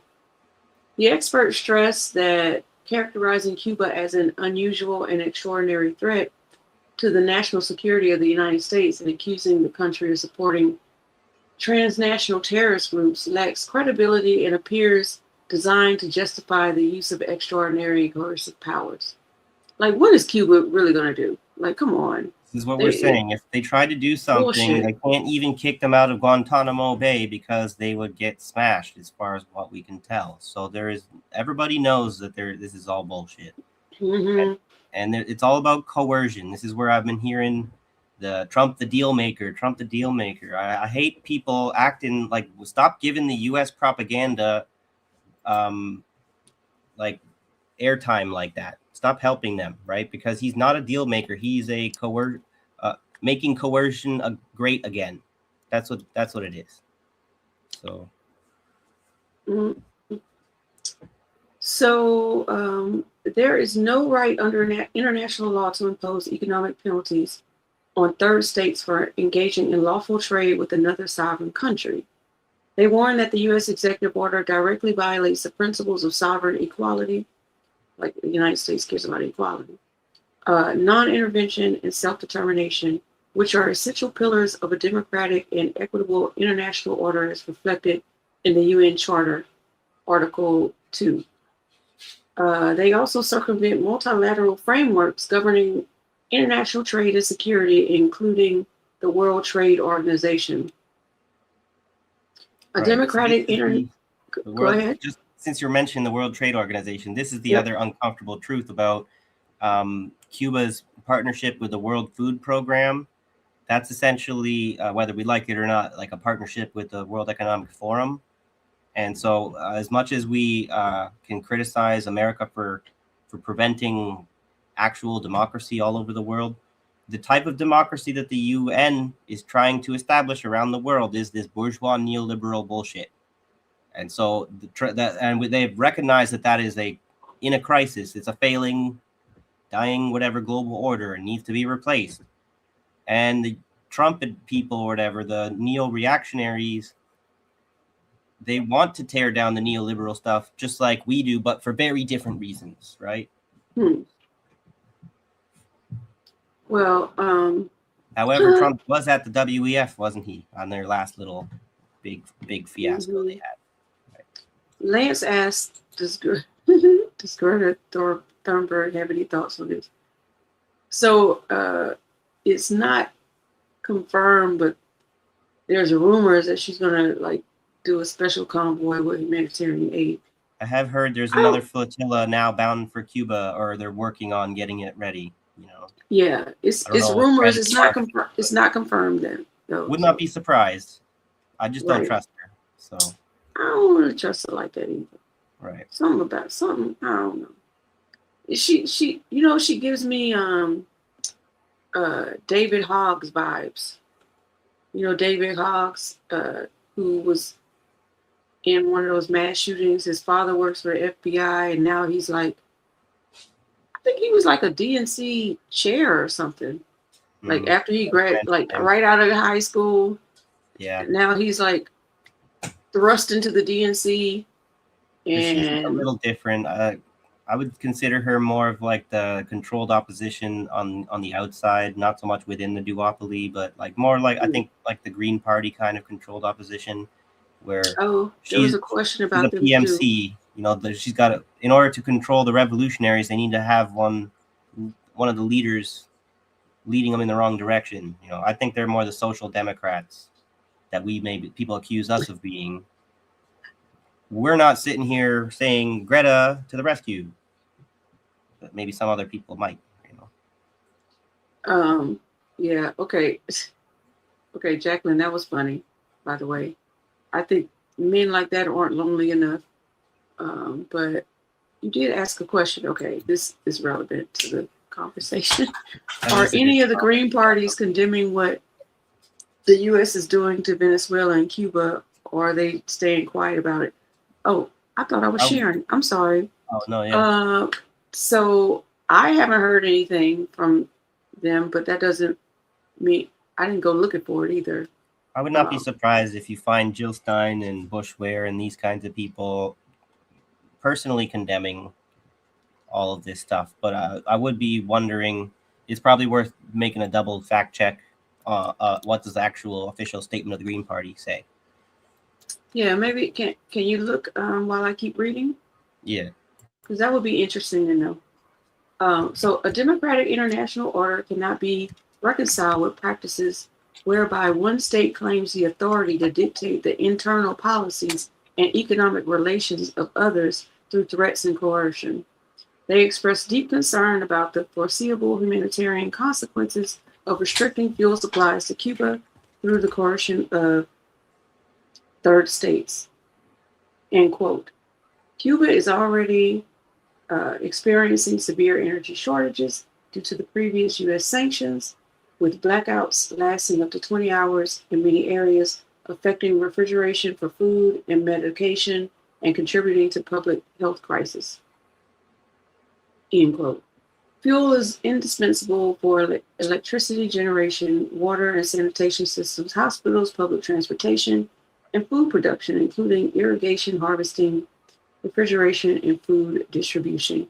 I mean, you're kind of getting the point. They keep going, saying the same thing over and over. Interfering with fuel imports could lead to a severe humanitarian crisis with knock-on effects for essential services. They recall that measures which are likely to result in shortages of essential goods may amount to the collective punishment of civilians. I mean, may amount to, it already has. Yeah, that legalese. So fun. Yeah. Raising serious concern. You're raising serious concerns. Oh, okay. This is like what happens. It's like when people give you the laundry list of what's dangerous about fascism and capitalism, but then their conclusion is to do absolutely nothing. Yes. So what are you talking for? Just shut up. This is the United Nations. Like, shut the fuck up. Yeah. If you're not going to do anything, shut up. They're afraid to establish the precedent of actually giving the UN teeth, because that's the whole one world government thing. But it's either one world government of the UN or the UN is fucking useless. Because they need to have, like, they can't even get funding from, like, the US is just going to withhold funding and starve the UN itself. And they're just going to make a statement like this.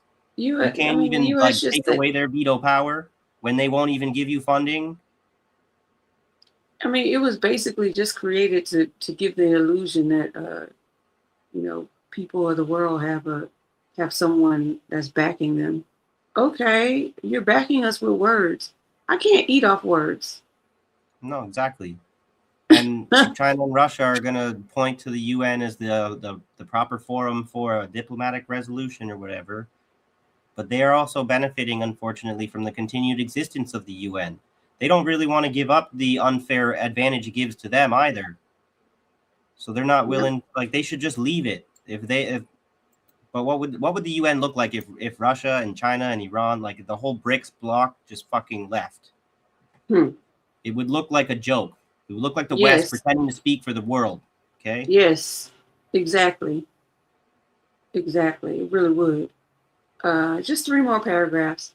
The experts called on the U.S. government to immediately rescind the executive order and cease the use of extraterritorial economic measures. They already said that. Bringing its conduct in line with international law. The executive order compounds the effects of the U.S. existing unlawful designation of Cuba as a state sponsor of terrorism. They urge all states to refrain from recognizing or giving effect to unilateral coercive measures that undermine international law. You just keep repeating yourself. Like, this whole article is just full of, let me say the same thing in different ways over and over again, but I'm going to read the last paragraph. I hope it was at least written by a human being, because, like, or if it was, maybe I'm going they to look back up and see some writing classes. But right. But the AI would just do that because it thinks that's how speech is written. So The normalization of unilateral economic coercion erodes the international legal order, weakens multilateral institutions, and inflicts unacceptable suffering on civilian populations. Collective action by states is essential to defending a democratic and equitable international order. Okay, thanks. No shit, Sherlock. Let me see. Maybe it is AI who wrote this, because where is the author? They didn't even tell you who the author is? Right. They don't even tell you who the author is. Well, as far as you were asking me to look up the Green Party, have they officially condemned? It seems like they have. Just a Google search. I got Green Party of California passes resolution to end the embargo. Canada says it stands against superpower intimidation. Venezuela's Green Party condemns U.S. blockade. The Green Party of Florida is calling for statements of support for efforts on ending the economic blockade. European Forum condemns U.S. blockade. So, and the Green Party of Canada, in solidarity with the Federation of Green Parties of the Americas, strongly condemns all military actions. So it sounds like all the Green Parties around the world are on the right side of history on that one. Okay, good. I mean, they can't really do anything about it, but at least they're on the right side of history. But that's where I'm the UN can do something. Just because they say that they're on the right side, wherever they are trying to be there, so that you support them instead of a socialist party. And even if they're saying the right things, they are still your enemy. Even if they pretend like they want to save the environment, they're not going to do it, because they're never going to get power. If they ever do get enough power, they become the kingmaker between the Democrats and the Republicans. That's all. Peace, peace, peace, fam, says Rondo. What's up? Good to see you. You gotta roll it back and watch later, Rondo, if you have some time on later. It's been an interesting discussion so far. Yeah. So you're next up. You got something to? Okay. Oh, just waiting on some glitch. It's not coming up right. Oh, here we go. Oh, there we go. So I wanted to get into the crypto angle, because I think it's a textbook case of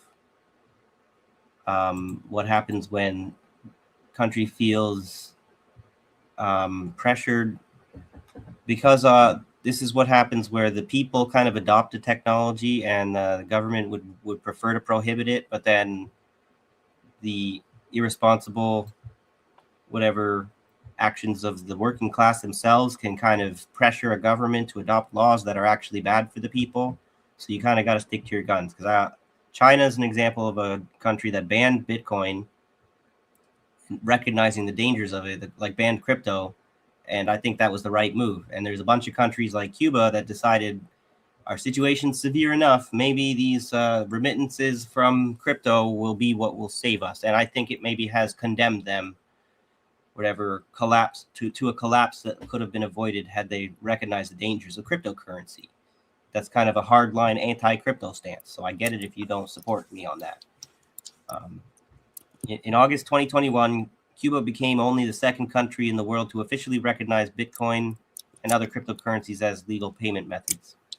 So I was only the second after El Salvador. I forget who the first one was, but more than 100,000 Cubans now use Bitcoin and other digital currencies to send money to family, buy goods online, and escape the economic restrictions that have isolated their island for decades.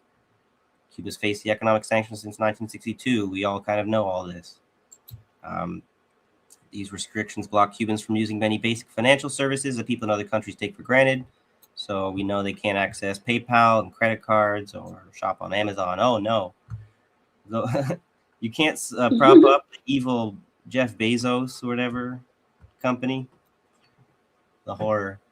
So, even sending money from family members in the United States became nearly impossible when Western Union shut down its 400 plus Cuban locations in 2020 because the U.S. government forced that to shut down, right?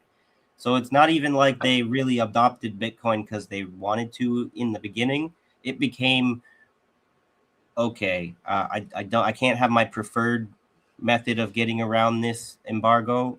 So I'll take what I know to be a more risky option. And I'm sure a lot of Cubans know how much the Bitcoin is tied to the US government and everything. But that doesn't stop naive, gullible people from not listening to them, right? So Cubans have found a way around these barriers, cryptocurrency, from ban to legal recognition. So the Cuban government published Resolution 215 in its official gazette, giving the Central Bank of Cuba power to regulate digital currencies and license crypto service providers. So it's also important to talk about the cryptocurrency and Cuba's peso devaluation in the context of BRICS' de-dollarization efforts, because if you've been following, BRICS is one of the newly appointed members of BRICS. Or Cuba is one of the new members in BRICS, and they're trying ostensibly, they're saying out loud that they're doing the de-dollarization efforts. But what the reality has been, because of the sanctions and because the COVID pandemic cratered their economy, wherever they lost all the tourism revenue, right? They've put in a crisis. So that whether they want to de-dollarize right now or not, it's the opposite's happening. The economy is being dollarized against their will. So they, to the point where the Cuban government's even made like a convertible digital, like a digital currency that's not really a currency, that's pegged to the dollar at a 1-to-1 ratio. It's kind of like financial, I don't know, fuckery. It's not really, as much as they are trying to solve a problem, they're kind of not really able to use sound economics anymore to deal with the problem, right? It's just not possible. So the government said it made this decision, the decision to regulate cryptocurrencies and license crypto providers. It said they made this decision for reasons of socioeconomic interest, because they didn't have any other choice, is really the reason. The country desperately needed new ways to participate in the global economy. Today, it is believed between 100,000 and 200,000 Cubans use cryptocurrencies like Bitcoin, Ethereum, and Avalanche. That represents about 1% to 2% of the island's population. While this percentage seems small compared to other countries, it shows rapid growth for a nation that only got widespread mobile internet access a few years ago. So not to mention, you can barely get enough electricity so that you can cook your dinner. Some of the other people on the island are going to use the electricity that they can before the next blackout so that they can make some cryptocurrency so that they can make the blackouts worse, right? So that's just it's not an option for people like Cuba, okay? But they are desperate. They're going to do something that's not actually good for them because they're hoping that it's going to work, even though if they were not desperate, they would recognize it's risky, right? So when Western Union left, crypto filled the gap. So the turning point came in 2020 when the Trump administration banned Americans from sending money to Cuba through Western Union. This service had operated in Cuba for more than 20 years and was the main way Cuban Americans sent money to their families back home. Remittances, money sent from family members abroad, made up about 6% of Cuba's total economic output between 2005 and 2020. When Western Union shut down, families were cut off from this vital financial lifeline. So Alex Sobrino, who started Cuba's first cryptocurrency group on Telegram in 2018, watched the change happen in real time. When the Western Union ceased to exist, there was a big rise in remittances via cryptocurrencies, said Eric Garcia, founder of BitRemesas. Michael. Yeah. I have to use the restroom. I'll be right back. You know, I don't know enough about crypto to really. That's fine. Yeah. Respond anyway. No worries. One day I'm gonna get on that. Yeah. All right, I'll be right back. Okay. So what I've noticed is due to the volatility in like the Bitcoin and everything, it seems like Cubans are maybe not just making not just trying to use cryptocurrency as a safe haven, but using stable coins now. And I think stable coins being pegged to the US dollar. The problem is, like, if you have a big enough picture, like big picture look at the situation, you recognize that the shift away from Bitcoin to stable coin ends up hurting them in the long run again, because the stable coin's value is propped to the US dollar.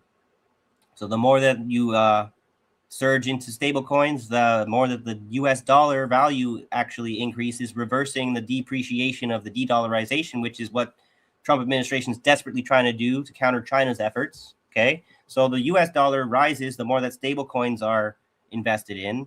And then the more the US dollar rises, the more that the Cuban peso is made worthless or whatever, and the dollar in the black market, whatever, becomes like the necessary means of exchange, because as long as the dollar is appreciating in value, whatever, it's exacerbating the situation in Cuba. So one of the things that China and Russia and the BRICS people have been doing to help Cuba has been doing that de-dollarization effort. But now it's become risky for whatever, because you got America in the corner. They're trying to lash out because that de-dollarization is hurting them. So we just need to try and keep that big picture in mind, you know.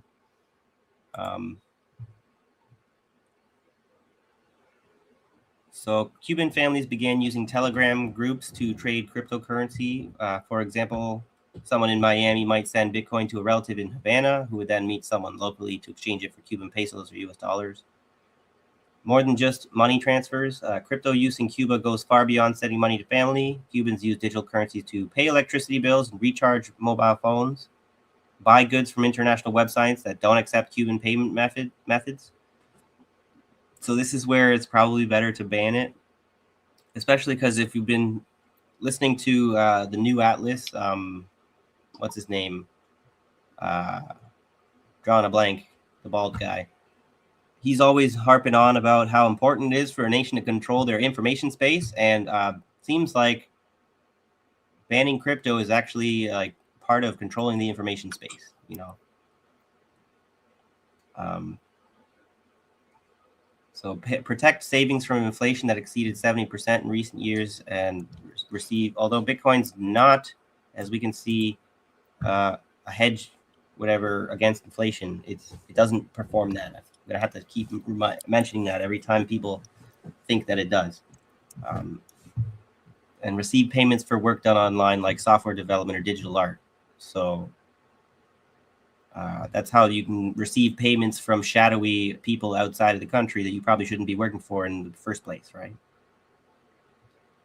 Gabriel Guerra Bianchini, a photographer in Havana, sold his first NFT, blah, blah, blah. I don't know how much this is important to read the rest of this. Infrastructure challenges limit growth. So despite growing adoption, Cuba faces major obstacles in expanding crypto use. The biggest problem is the electricity. The island experiences frequent blackouts that can last more than 10 hours per day. These power outages have made cryptocurrency mining nearly impossible and cost many small investors thousands of dollars in damaged equipment. Cuba's internet infrastructure also remains limited compared to other countries. While more than 5 million Cubans now have mobile internet access, connection speeds and reliability still create barriers for widespread crypto adoption. The Statista market forecast shows Cuba's cryptocurrency market reaching 451,400 users by 2025, with a total market value of 23.5 million. So the average Cuban crypto user is expected to spend about $54 a year on digital currencies. So I should be sure not to make this out to be a mountain, molehill out to be a mountain, right? It's still a small thing yet, but to me, this is something that's going to be fatal to their revolution if they allow this to go any further. But it seems like feel like they don't have any choice, because the Cuban government's chosen to regulate cryptocurrency rather than ban it like China did. The 2024 regulatory framework requires crypto companies to follow anti-money laundering rules and report suspicious activities, except that crypto is all about the money laundering. So I don't think it's the way that it functions. I don't think you can design anti-money laundering rules around it, right? You need a whatever state-backed digital currency in order to even begin making actual money laundering proof digital. I don't know. I just say I don't think it's possible. It's crypto for a reason, right?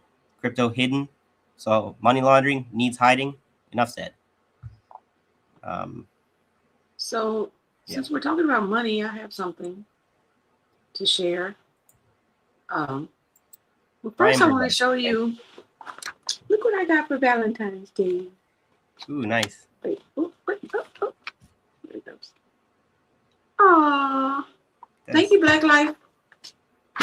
Very sweet of her. Very sweet of you.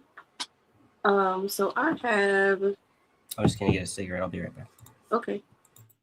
So I have to disclose, first of all, I'm looking up this information. Oh, here we go. Casa's $18 billion fortune amidst Cuba's international debt crisis. So Casa is the, my Spanish is horrible, but I'm going to try to pronounce it. Grupo de Administración Empresarial. Yeah. Yeah. So basically, it's a military-run conglomerate controlling roughly half of Cuba's economy, including key sectors like tourism, finance, and retail. All right. So I was looking up, I tried to find, see how it says Cuba Headlines? I was trying to find out who owned Cuba Headlines, and I could not find the information. So we have to take this with a grain of salt, okay? Yeah, I found in doing my research that like 90 to 99% of the information is the anti-communist Cuban diaspora. Right. And the reason why, so I looked up the person. So this is another article. Hold on, share this one instead. This is another article from him. Maria Evera Salazar expresses strong faith in Marco Rubio's role in addressing the Cuban issue. So that tells you what kind of way that with a grain. Yes, exactly. So this tells you that this article I'm about to read might be a little bit of propaganda. But I did find it kind of interesting since we're talking about money. All right, so I made it big. Well, that's not that big, is it? Let me see. That's better, right? Try it one more time. Yeah, there we go. The revelation of financial documents from Casa, I'm assuming it's pronounced Casa, the business conglomerate of the Revolutionary Armed Forces, continues to send shockwaves beyond Cuba's borders. A recent investigation by the Miami Herald, that's not shocking at all. The Miami Herald has not only unveiled the vast reserves of this military corporation, over 14.467 billion stored in undisclosed bank accounts as of March 2024, but has also raised red flags among governments, businesses, and taxpayers who have been consistently told by Havana that there is no money to settle debts. So basically, Miami Herald said this, Cuba Headlines took it and ran with it, right? You know how they do that? Like one person puts out the article and then all the other conglomerates just regurgitate the article, the initial article. So I feel like that's what this is. Yeah, well, this is also like the complete, the bold-faced, the audacity to completely ignore the Pentagon that cannot pass an audit with their trillions of dollars. Now you're going to say that the one thing that Cuba needs to do to save its people is take all the money that the military has and spend that on basic necessities so that they're utterly defenseless. What a great idea. The audacity when people are becoming more and more homeless every day, can't feed their families right here in the United States, and the Pentagon hasn't passed an audit in I don't know how many decades. 14 billion for an army, a modern army these days, that's not even that much. The U.S.-Cuba Economic and Trade Council, based in New York, has posed a crucial question. Has the Cuban regime been deceitful about its actual ability to meet its financial obligations? For this organization, which closely monitors trade relations with the island, the Herald's findings highlight the power of Casa and challenge decades of official statements' credibility. In a statement, the council questioned the true nature of the leaked financial documents. Are they indicative of a legitimate yet complex corporate structure, or do they expose a deliberate strategy to conceal wealth, evade payments, and manipulate international creditors? When you have sanctions on a country, it becomes necessary to conceal wealth. It is vital for survival. It's not Exactly. I'd be hiding my shit too. Yeah. Like, who wouldn't? So contradictory accounts and unsettled debts. The issue becomes even more pressing given that while Casa amassed multi-billion-dollar reserves, the Cuban regime was in negotiations or default on commitments with its closest creditors, Moscow, Beijing, and the Paris Club. Despite Havana's claims of being unable to cover payments or interest, it maintains deposits equivalent to 76% of its primary state corporation's liquidity. Now, I need to share the date here because that's important. So this was published August 13th, 2025. So if this is going around, and is Moscow alarmed because they're sending humanitarian aid and they're also sending oil? So they don't seem to be concerned. Well, I'm wondering about the particulars of those arrangements because I saw, like China donated like 30,000 pounds of rice or something like that on top of an existing arrangement of. But a lot of the aid has like strings attached. It's like there's credit that you have to spend on like things in China as an example, and I'm sure with Russia, a lot of the like they'll give the oil at a discount or something, but not necessarily for free. If they do that, then they manage to hurt Russia through Cuba because Russia can't necessarily give away free oil to everybody. Right. So I'm not. I mean, they weren't getting free oil in the first place, so no, but it was. I'm sure they have to pay something for it. But the point is, they're getting some oil. In that video, he's all pissed off that they're the cheap, like the price of everything is so cheap because, like with Maduro and they're exchanging a lot of the oil it's like barter. It's not for like traded in exchange for currency. Sometimes it's like a resource swap, you know. So now I'm curious if you could look if France is doing anything to assist, because those are the three creditors that are, that they're supposedly, like messing over. So I find it curious because we just mentioned how Russia, China are helping. So is France doing anything?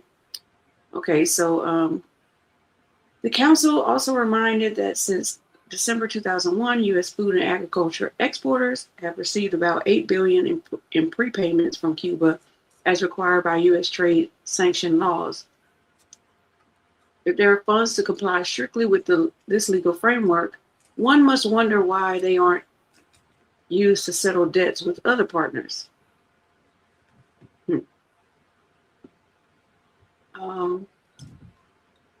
I'm just going to skip and go straight to this one. A persistent pattern of defaults. Havana's history of defaults is long and repetitive. The council noted that Cuba has failed to honor restructuring agreements worth billions with countries like Canada, China, Japan, Mexico, Russia, and Vietnam, despite massive write-offs and reductions. The case involving the Paris Club is telling. Following a 76% reduction of the debt in 2015, Cuban authorities once again failed to meet the payment schedule.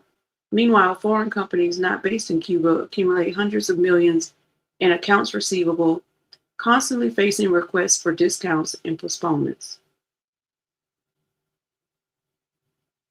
The questionable credibility of Cuba's government.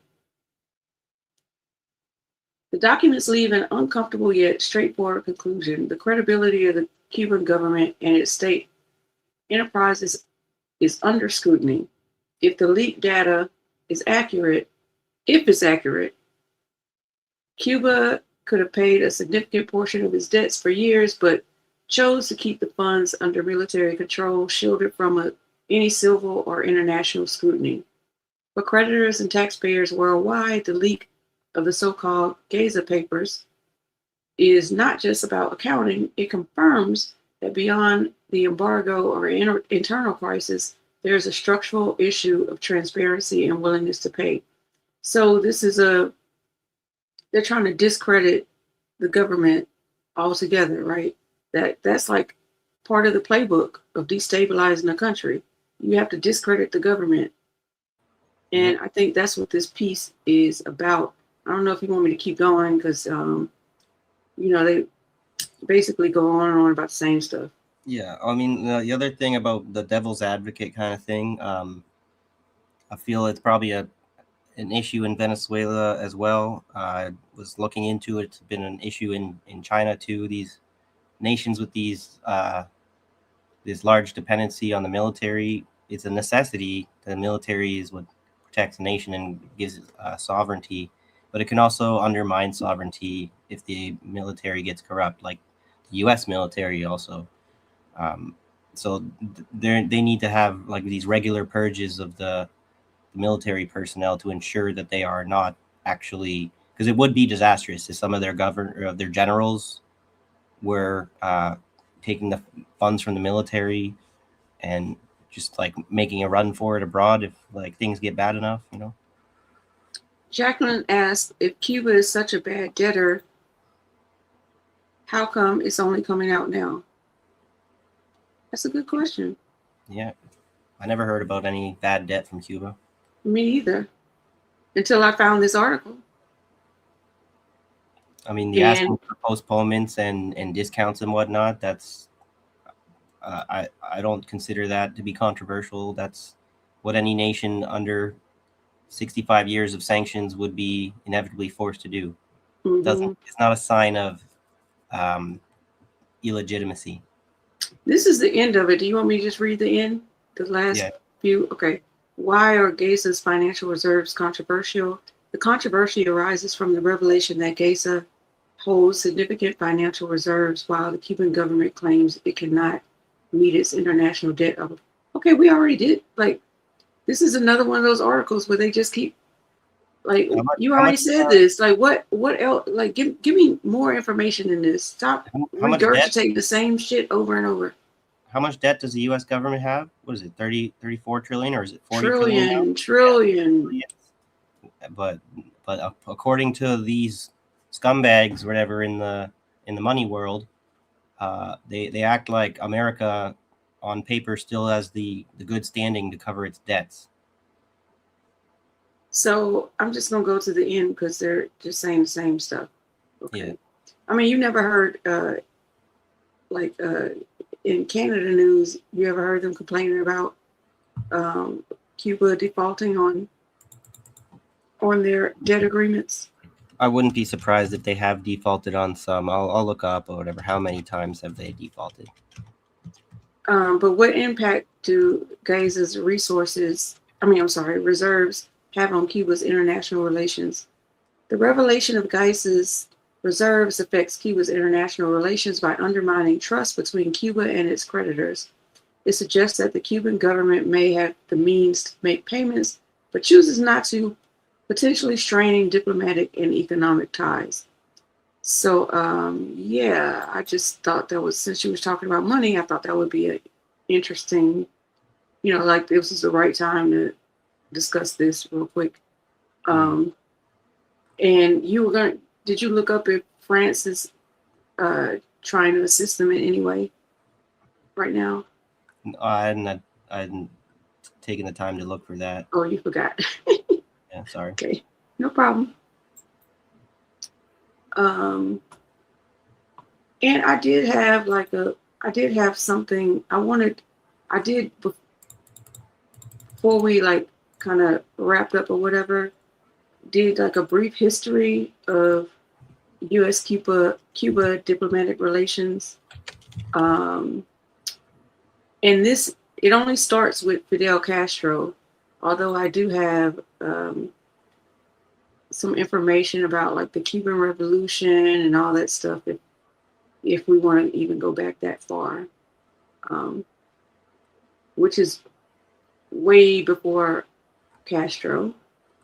The Cuban Revolution was with Castro, but I have some information about like their previous presidents, like Fulgencio Batista, and like who he is and what happened under his reign before the Cuban Revolution started. So, I mean, we can go back very far, but I don't know how much time we have to do that because it's a lot of information. You know what I mean? Yeah. So it's maybe we could come back to this another day and just focus on the history and not what's going on right now. You know what I mean? Yeah, it would.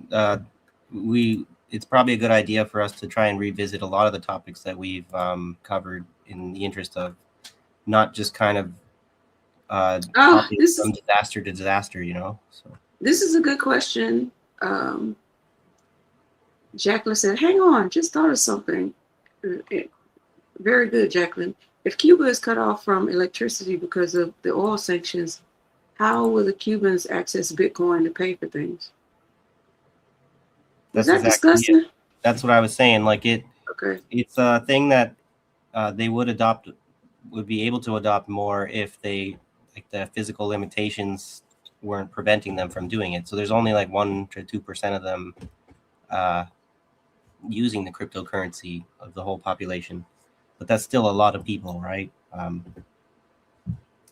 the thing is, but that's also like people who have access, right? People who aren't you know what I mean? You picking up what I'm putting down. Yeah, and this is an example of like if they do resume oil shipments and then the economic crisis continues unabated, then one of the things that people are going to do is like the Bitcoin and stuff usage will still increase, you know, even though that's what I'm saying. They can't really afford it. They need the electricity for real reasons.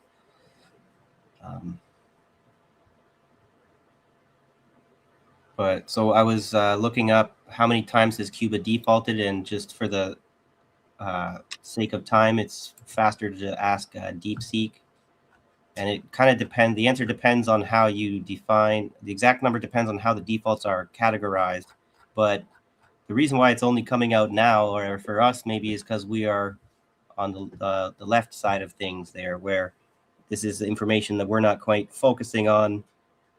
But if we had done the historical research, we would have come across this information. So the summary of major default events, it says, if counting distinct historical moments where Cuba stopped paying or formally defaulted, economists and historians generally point to at least 5 major episodes. Pre-1898, the collapse of Spanish colonial finances. 1933 to 34, default during the Great Depression. 1960 to 61, default on U.S. assets and loans following the revolution. 1982-86, default on Western commercial and Paris Club debt, followed by a default on the restructured deal in 1986. And then 2020 to 23, default on the 2015 Paris Club restructuring. So France isn't getting their money. So it's important to note that between the 1980s and 2015, Cuba was in a state of continuous technical default on its hard currency debt to Western nations as it simply ceased payments for decades. So it's like not paying back the gangster who's trying to blackmail you, basically.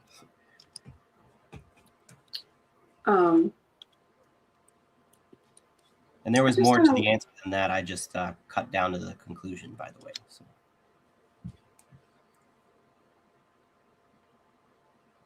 Yeah. So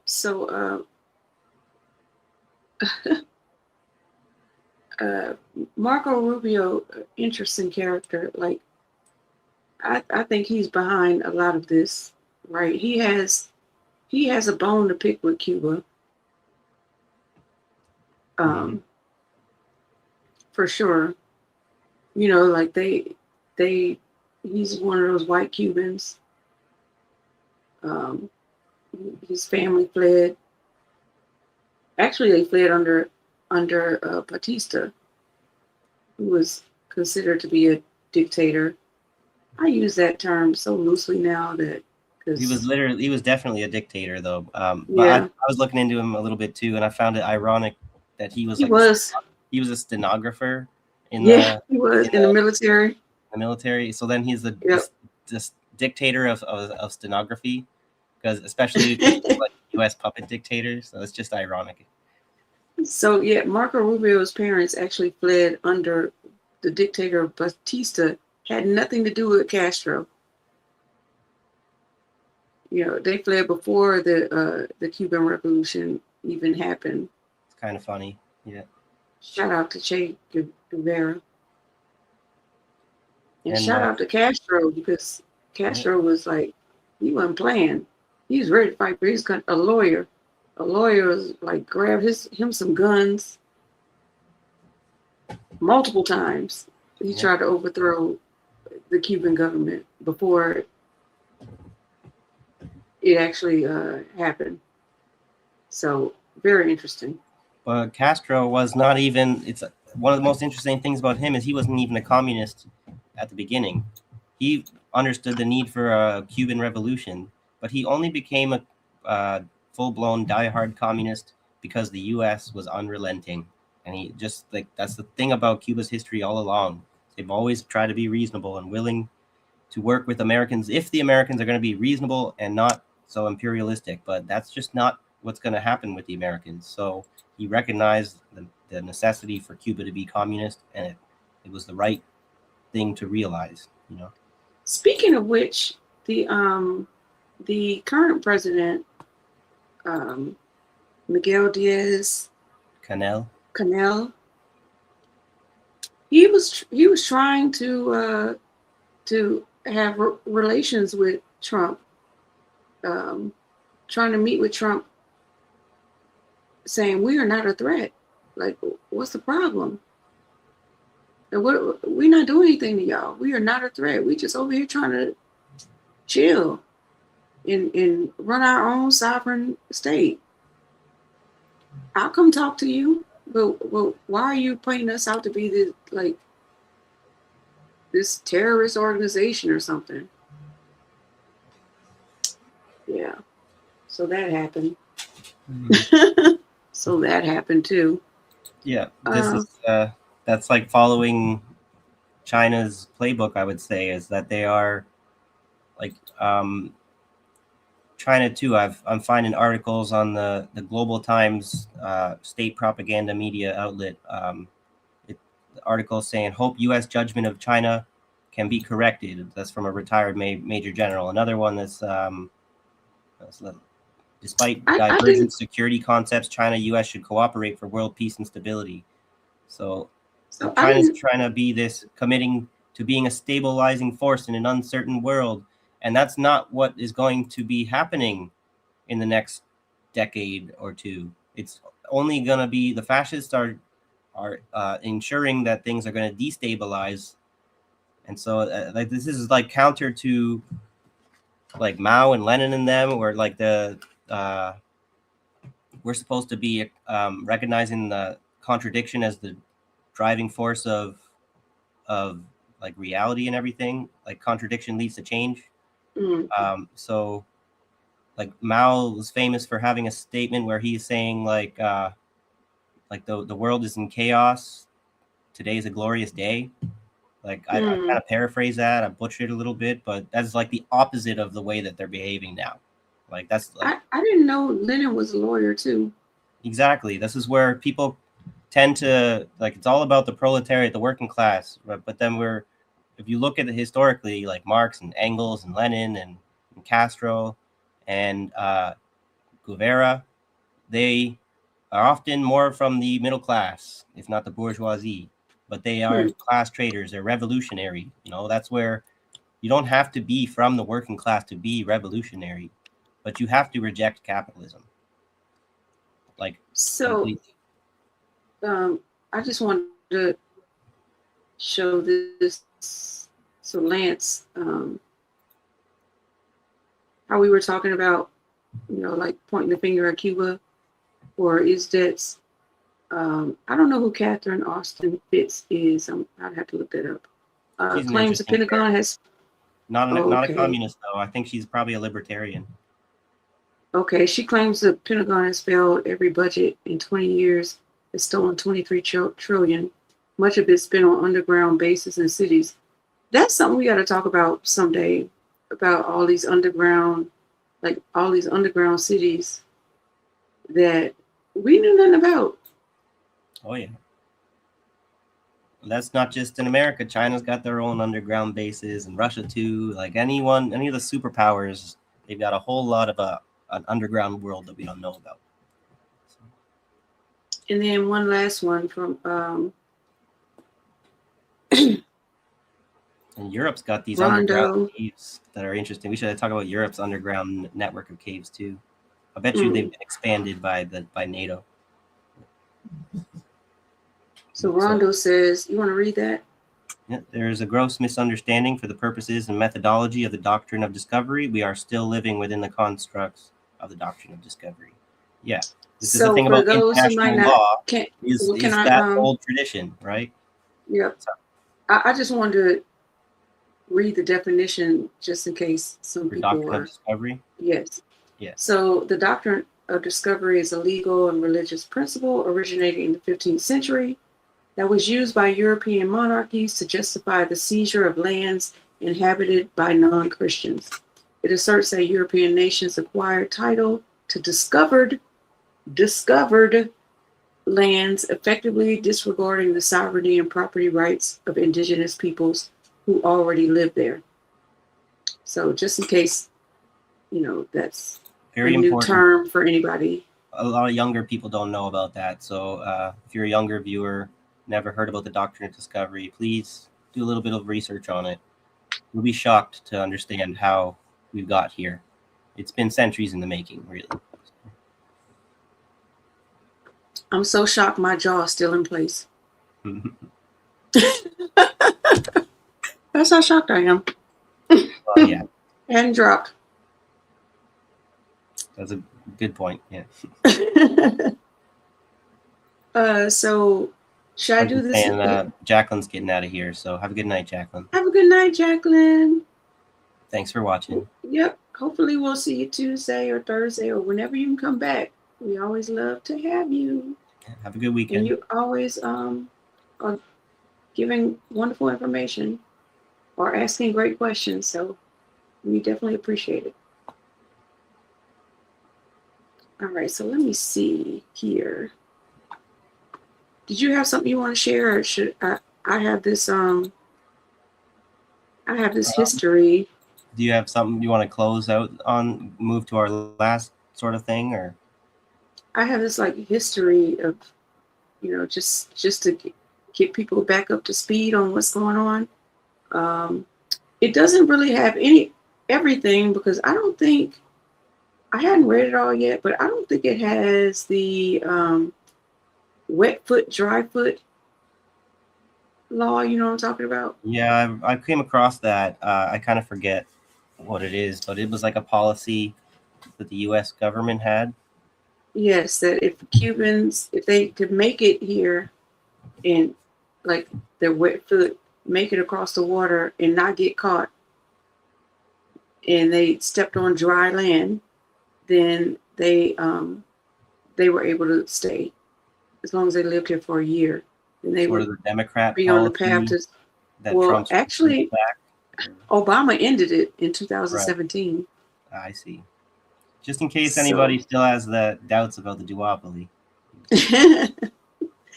I mean, it's very interesting because it's the only. Haiti doesn't have that policy, but Haiti does have. There's a lot of Haitians here who had temporary protection. Trump ended that and told them, y'all need to self-deport. You need to get up out of here. Haiti has never been able to accomplish a communist revolution. I think that's a big part of it. Cuba's got they had a Haitian revolution. It was the Cold War when Cuba accomplished their revolution. And so that was particularly why they have such an animosity towards them. They are the worst example. America, the threat, the worst threat of a good example that America cannot, it's so humiliating to America that they haven't been able to quash this little country that's been resisting all this time, But Haiti, they've managed to humiliate for decades, right? And they just keep it in that in that place. Well, you know, because Haiti is Wakanda. They have tons of pure iridium there. So, like, you know how they talk about unobtainium, you know, in those movies, Marvel, Avatar, the unobtainium, and then so that's what iridium is essentially, but Haiti has tons of it. That's like one of the I coolest. think it was like when that earthquake happened. I'm just saying, it was always one of my favorite words. Oh, what word? Iridium. Just iridium. Cool. Yeah. When the Haitian earthquake happened, where some people feel like it was a controlled the weather machine. Natural, yeah. Maybe we'll give you that. But okay, so I just wanted to close up the doctrine thing with Rondo's comment, and the reason that the doctrine of discovery was initiated was, oh, all these brown people have gold and drugs. We want some. Give me some of that. Well, not just some. We want all of that. We want, not some of that. You guys can have we want all of that. You could have some maybe after I have all of it, and I get to decide who gets some. That's how the heroin epidemic exploded. Coincidentally, after we invaded Afghanistan, ain't that something? Yeah. I mean, it was bad during the Vietnam War too. Remember Bumpy Johnson and American Gangster? You should watch that movie. It's you know what else a true exploded? Story.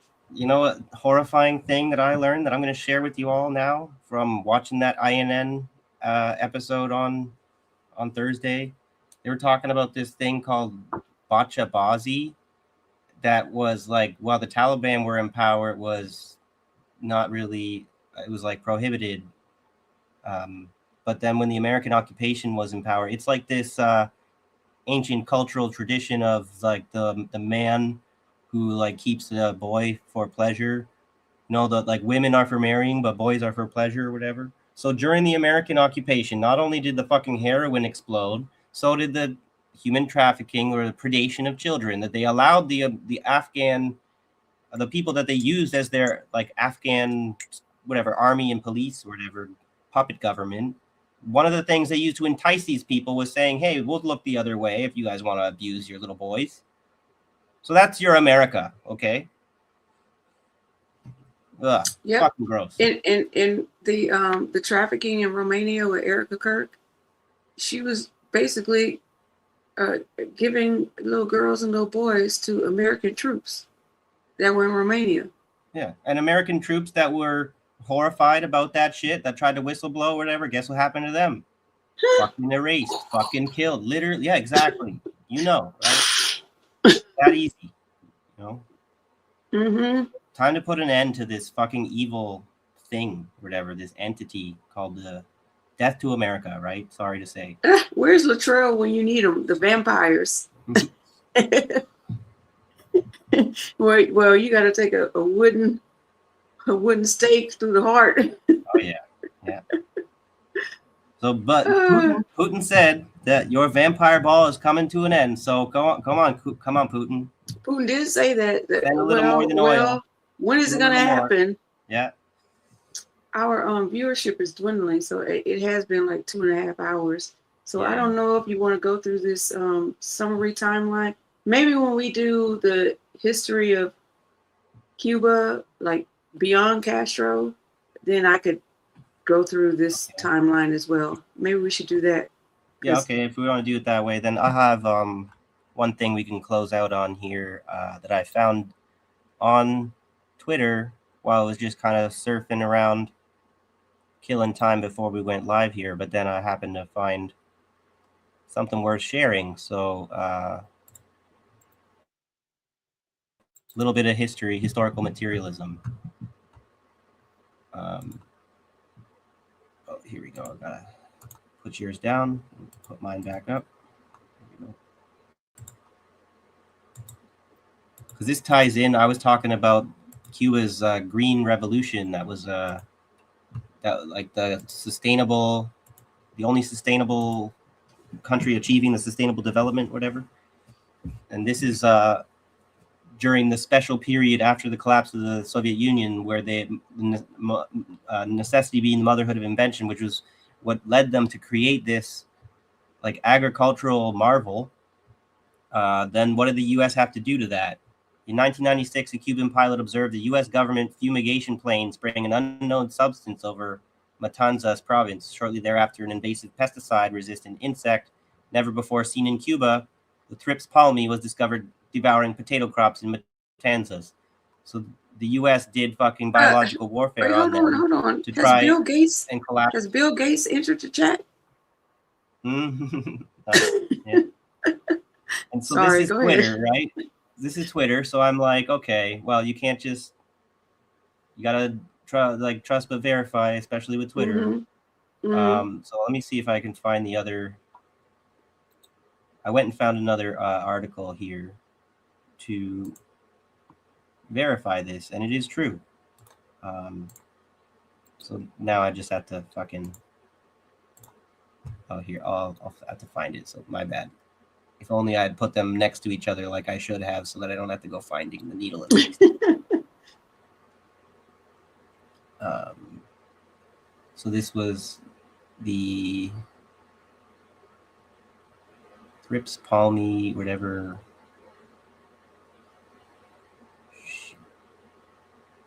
Oh no, I got too much stuff. I gotta talk about the GMOs next time too, because that's a scary thing.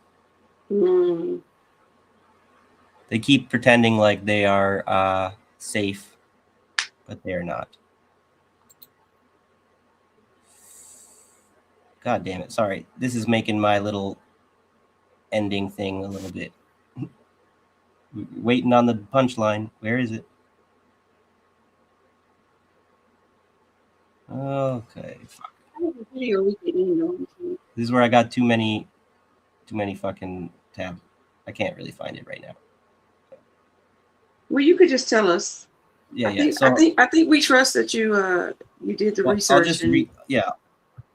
I'll just read a little bit of the thread then, and then I'll put the sources in the Discord after the show. So the Thrips palmi was later found in neighboring provinces among corn, beans, pumpkins, cucumbers, and other crops. Despite the Cuban government's best efforts to eradicate the pest, the palmi plague persisted. The U.S. provided a flimsy excuse that the U.S. pilot was marking his position with smoke generator, something this plane was not outfitted for and would have been unnecessary because Cuban ATC had already radioed the U.S. plane asking if they were having any technical difficulties. So the little receipt that I have to confirm this is a Cuban government message to the UN, whatever, complaining about the Americans or whatever, biological warfare to the UN, right? Like they're supposed to. So, the U.S. plane N3093M was operated by the U.S. State Department, supposedly to destroy drug crops in Colombia. In fact, combating drug trafficking was used as a cover for covert biowarfare against the Cuban people. They're not going to destroy drug. If anything, they got slaves picking them, and they're shipping them back to wherever. Yeah, they wouldn't destroy their own drug trafficking networks. Are you crazy? Right? No, are you crazy? This is probably the receipt here. I didn't realize he provided it, whatever, right? The UN report to the UN General Assembly. However, I first learned of this attack from this book, Biological Warfare Against Cuba. And then I saw, like, look at this. I believe we are in a multi-front bio-war worldwide and that China is doing this to us. My trees are devastated and invasive bug and fungi are destroying rapidly. I'm directing America started the whole thing, though. I find that comment ironic because of my little research I did on GMO thing and finding that China is complicit with sending hybrid seeds that are destroying the soils and so as far as it's all about protecting sovereignty, right? So if that's what you guys really care about, then seed sovereignty, like the literal seeds of your nation, the seeds that your nation's been growing for centuries, that genetic biodiversity took centuries or whatever to achieve, that if you get rid of those, you replace them with fucking hybrid seeds wherever, you eliminate the seed sovereignty of a country that directly destabilizes their fucking food supply, right? So as far as China being, you know, the innocent person providing solidarity, I'm saying this comment to me, it rings pretty true. Okay, And this was the article I'll share in the Discord about China or Cuba's green revolution. And then if you look at what is it?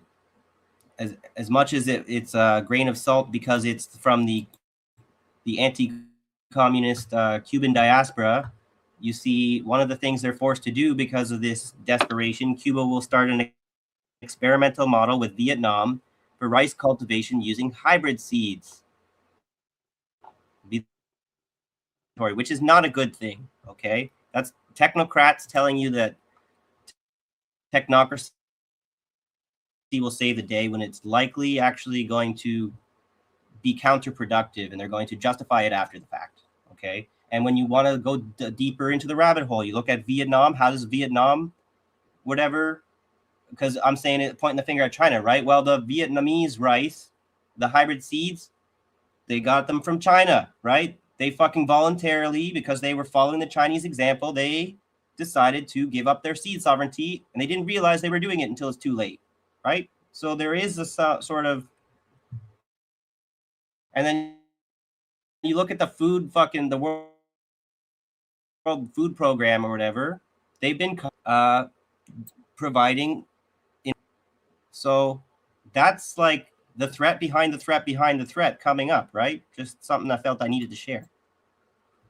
And just to circle back, I don't see where France is providing humanitarian aid right now, but they continuously provided humanitarian aid to Cuba for the last, I don't know, over a decade. So I would assume they're supplying some now. And that's just going back to the conversation about who Cuba's in debt to, remember?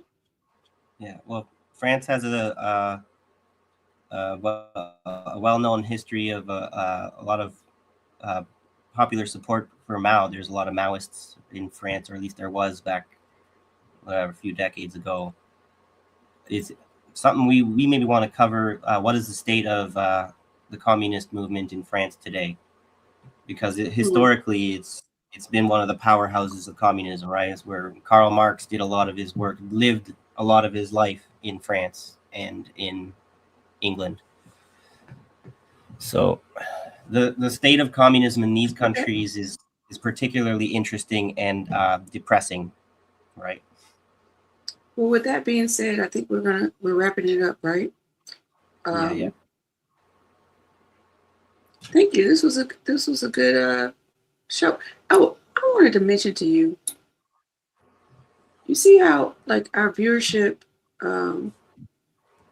My nephew is the one that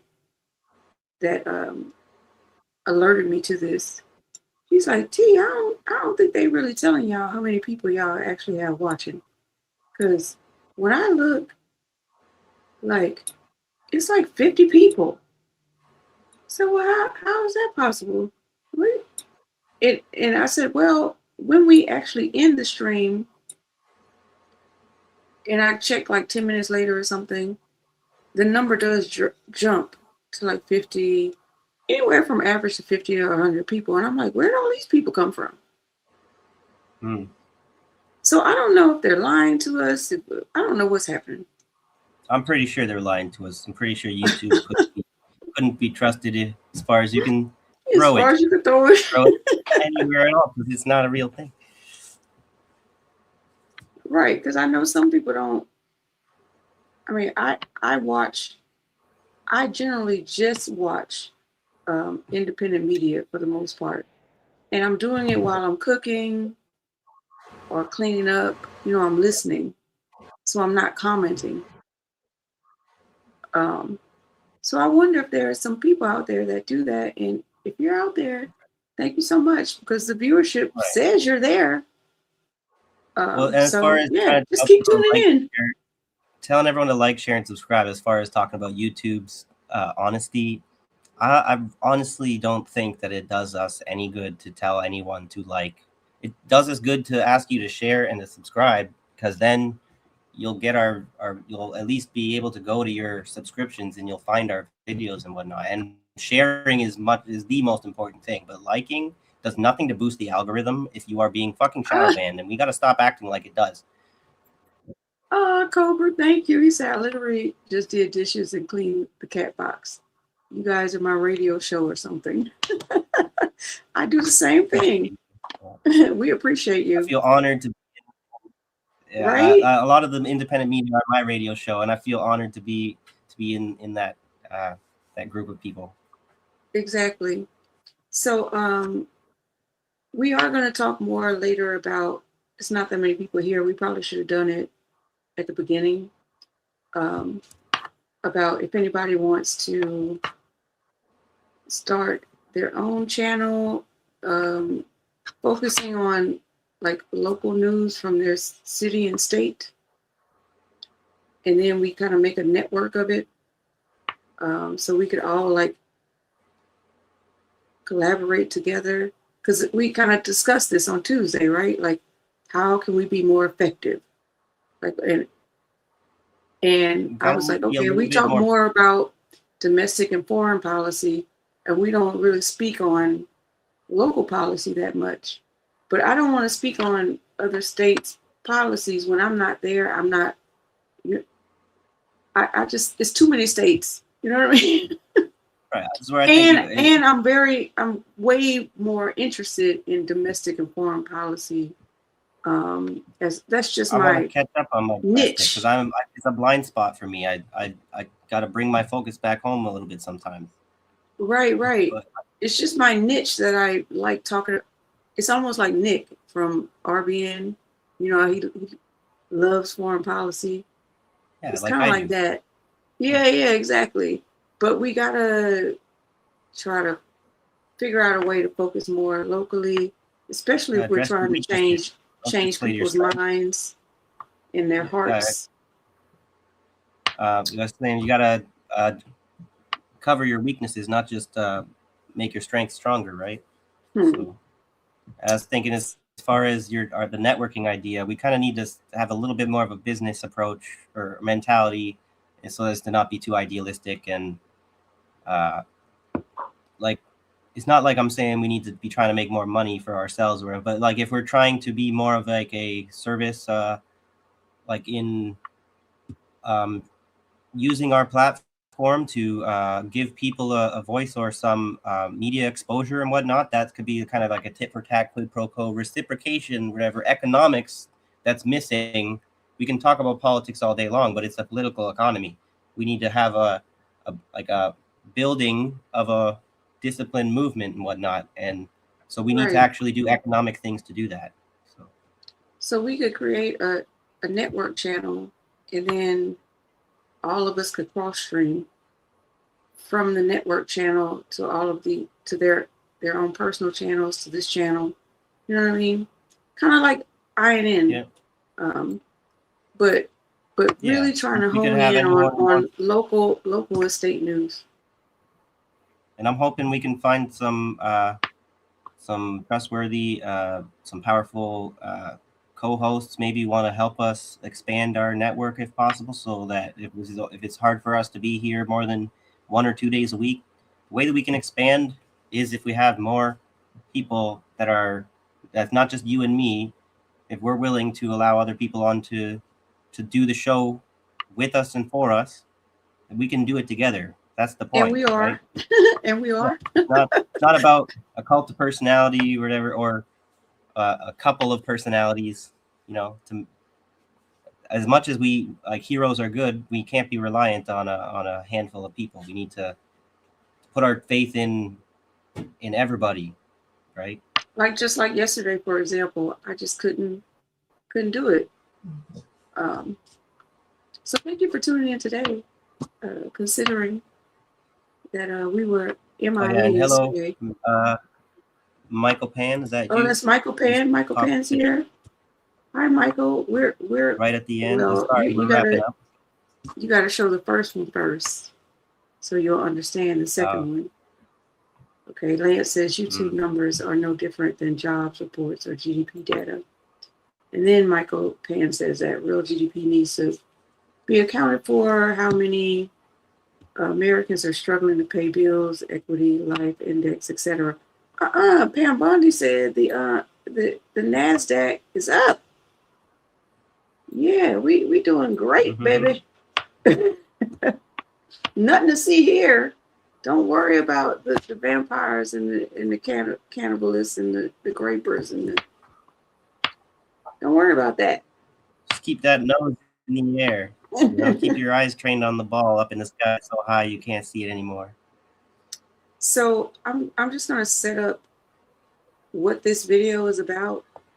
For me, it's the hypocrisy for me, because the video is about Mexico sending humanitarian aid to Cuba when we've already established that Mexico is the whole reason they need humanitarian aid right now in the first place.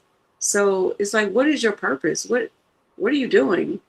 You already know the mainstream media is going to downplay Mexico's role in this and uptick the humanitarian aid that they're sending, because people don't pay attention as much as they should, and understandably so, because people have their own lives and people are struggling and they might not have time to pay attention because they're trying to eat, feed their children, and pay their bills, and so that's why we're here.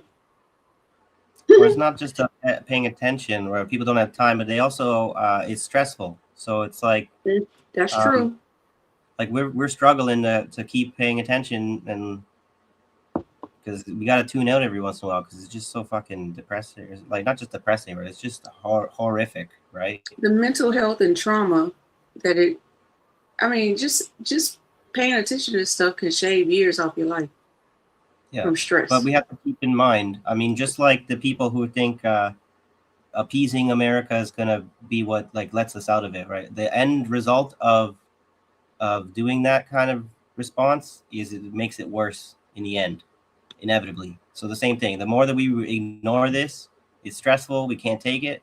Unfortunately, the more we do that, the worse it gets. The worse it gets, yes. So recognize that part, right? Yes. Yes, we got to suck it up, buttercup. So when the days are too hard, please, absolutely turn the TV off. Yeah. Or turn off the independent media or what have you. But also, please, when you are back to your normal self, turn it back on, because it's important. Yeah. And I guess we can leave you with that. We'll see you on Tuesday, hopefully. If not Tuesday, Thursday, and if not Thursday, whenever you have time to deal with us, we are more than happy to see you. We'll definitely be back. We'll definitely every Tuesday and Thursday, unless something happens. All right. So here we go. Uh-oh. Have a good night, no. everyone. Hold on. I Got messed the wrong that up. Okay. I messed up my little outro. all good. Why is it doing that? Hold on. Let me see. Oh, there it is. Okay. All right. So now here we go. Oh, did you put Stay up strong, guys. You put up the overlay? Yeah. Just for There a we moment. go. Sorry. There we go. Stay strong, everyone. Peace, we love you. Peace. Take care. Answering Cuba's distress signal, help arriving in Havana today in the form of 2 Mexican naval ships loaded with aid. Neighborly solidarity in the form of rice, beans, sardines, nearly 300 tons of powdered milk. But it's oil that Cuba so desperately needs and that Mexico couldn't send without risking retaliatory tariffs from the United States. It's very important help for the Cuban people at this moment we are living through. There's a lot of need and uncertainty, and we don't know how long it'll go on like this. Since Donald Trump announced an effective oil blockade at the end of January, the effects have been cascading through Cuba's society. Already denied Venezuelan oil since the US raid on Caracas at the start of the year, the situation growing ever more acute. Last week, rationing imposed on petrol to go with rolling power blackouts. Cuba relies on oil for more than 80% of its electricity generation. People are buying 3 bags of charcoal at a time so they can cook when there's no electricity. At the airport, jet fuel reserves all but exhausted. That's led to Canadian carriers unable to refuel for the return journey to cancel upcoming flights. Canadian and Russian airlines sending empty planes to repatriate stranded tourists. Canadian and Russian visitors making up nearly half of Cuba's vital tourism industry, which had already been in steep decline in recent years. In the end, everything is because of the lack of dialogue between the two governments. Ultimately, this is, as I say in the Cuban style, it's like a giant fighting with a child. Down from the mountains, the conqueror comes. A fight that's had little let-up since Fidel Castro's communist revolution of 1959, through the botched invasion of the Bay of Pigs, the Cuban Missile Crisis that threatened a nuclear war, and decades of embargo. Until the brief détente of Barack Obama's second term. This is a new day. Es un nuevo día. And Cuba is ready to fall. Yes. Now in his second term, President Trump has redesignated Cuba a state sponsor of terror, increasing the pressure on Havana.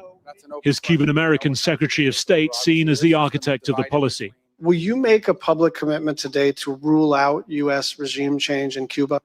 Regime change? Yes. Oh, no, I think we would love to see the regime there change. We would like to, that doesn't mean that we're going to make it change, but we would love to see it change. There's no doubt about the fact that it would be of great benefit to the United States. Cuba's President Miguel Diaz-Canel says he's ready for talks without U.S. pressure or preconditions. Mexico, China, Russia, all calling for resolution through dialogue. Reports in Moscow, too, that it is preparing to defy Washington by sending oil to its friends in Cuba. The Kremlin spokesman not denying that, and noting the relative lack of U.S.-Russian trade right now that could be affected by U.S. tariffs. Well, earlier I spoke to Francisco Pichon, who's the UN's resident coordinator in Cuba. I asked him how bad the situation was on the ground. The energy and the fuel crisis that we are facing is really the main humanitarian risk multiplier at this moment. And we are not currently describing this as a full-scale humanitarian emergency, but the risk is concerning, and it requires a lot of close monitoring and a lot of preventive action, and that is what we are focusing on at the moment. How many days or weeks does Cuba have before it runs out of fuel completely? This is not very clear. There has been numbers of days that have been mentioned in the media. The government has last week announced a contingency plan to limit the use of fuel to very essential functions. And I think depending on how the implementation of that plan goes, we will know. This energy and this fuel crisis is becoming a systemic issue in the sense that energy underpins health services, water systems, food distribution. We are experiencing then the effects cascade across essential services. In your long experience in the United Nations, have you ever seen a country like this being bled dry through an energy blockade? I think Cuba has suffered this blockade for more than 60 years. But this oil blockade, as you said, this is different. It's an extreme, I would say this blockade is an extreme form of unilateral economic coercion. Is it a crime? Well, I cannot comment on whether or not it's a crime. The Russians have said today that they intend to send ships with fuel on board to help the Cubans. Are you worried that this might ignite another Cuban crisis? I am sorry, I cannot comment on these questions. Our focus is really on the humanitarian needs. Sure. But this, as I said, the situation is concerning, and again, we still have a window for preventive action. and we hope that that there is an effort at a higher level to really alleviate this situation, because I think in perspective, this is what would have the greatest impact. Okay, Francesco Pichon, thank you very much indeed. Thank you. Thank you.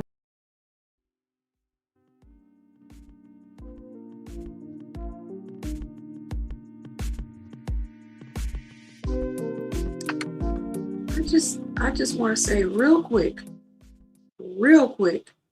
you hear this is the UN, like the ambassador, UN ambassador to Cuba, and the man is asking him, is it a crime? He couldn't answer that. He refused to answer that. He said he could only speak on the humanitarian aspect of it. So this just gives you even further proof that the UN is,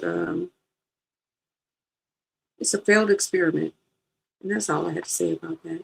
That's some weak sauce right there. Weak sauce. Right, Michael. Peace. Good night, everybody. Love you guys. Love you.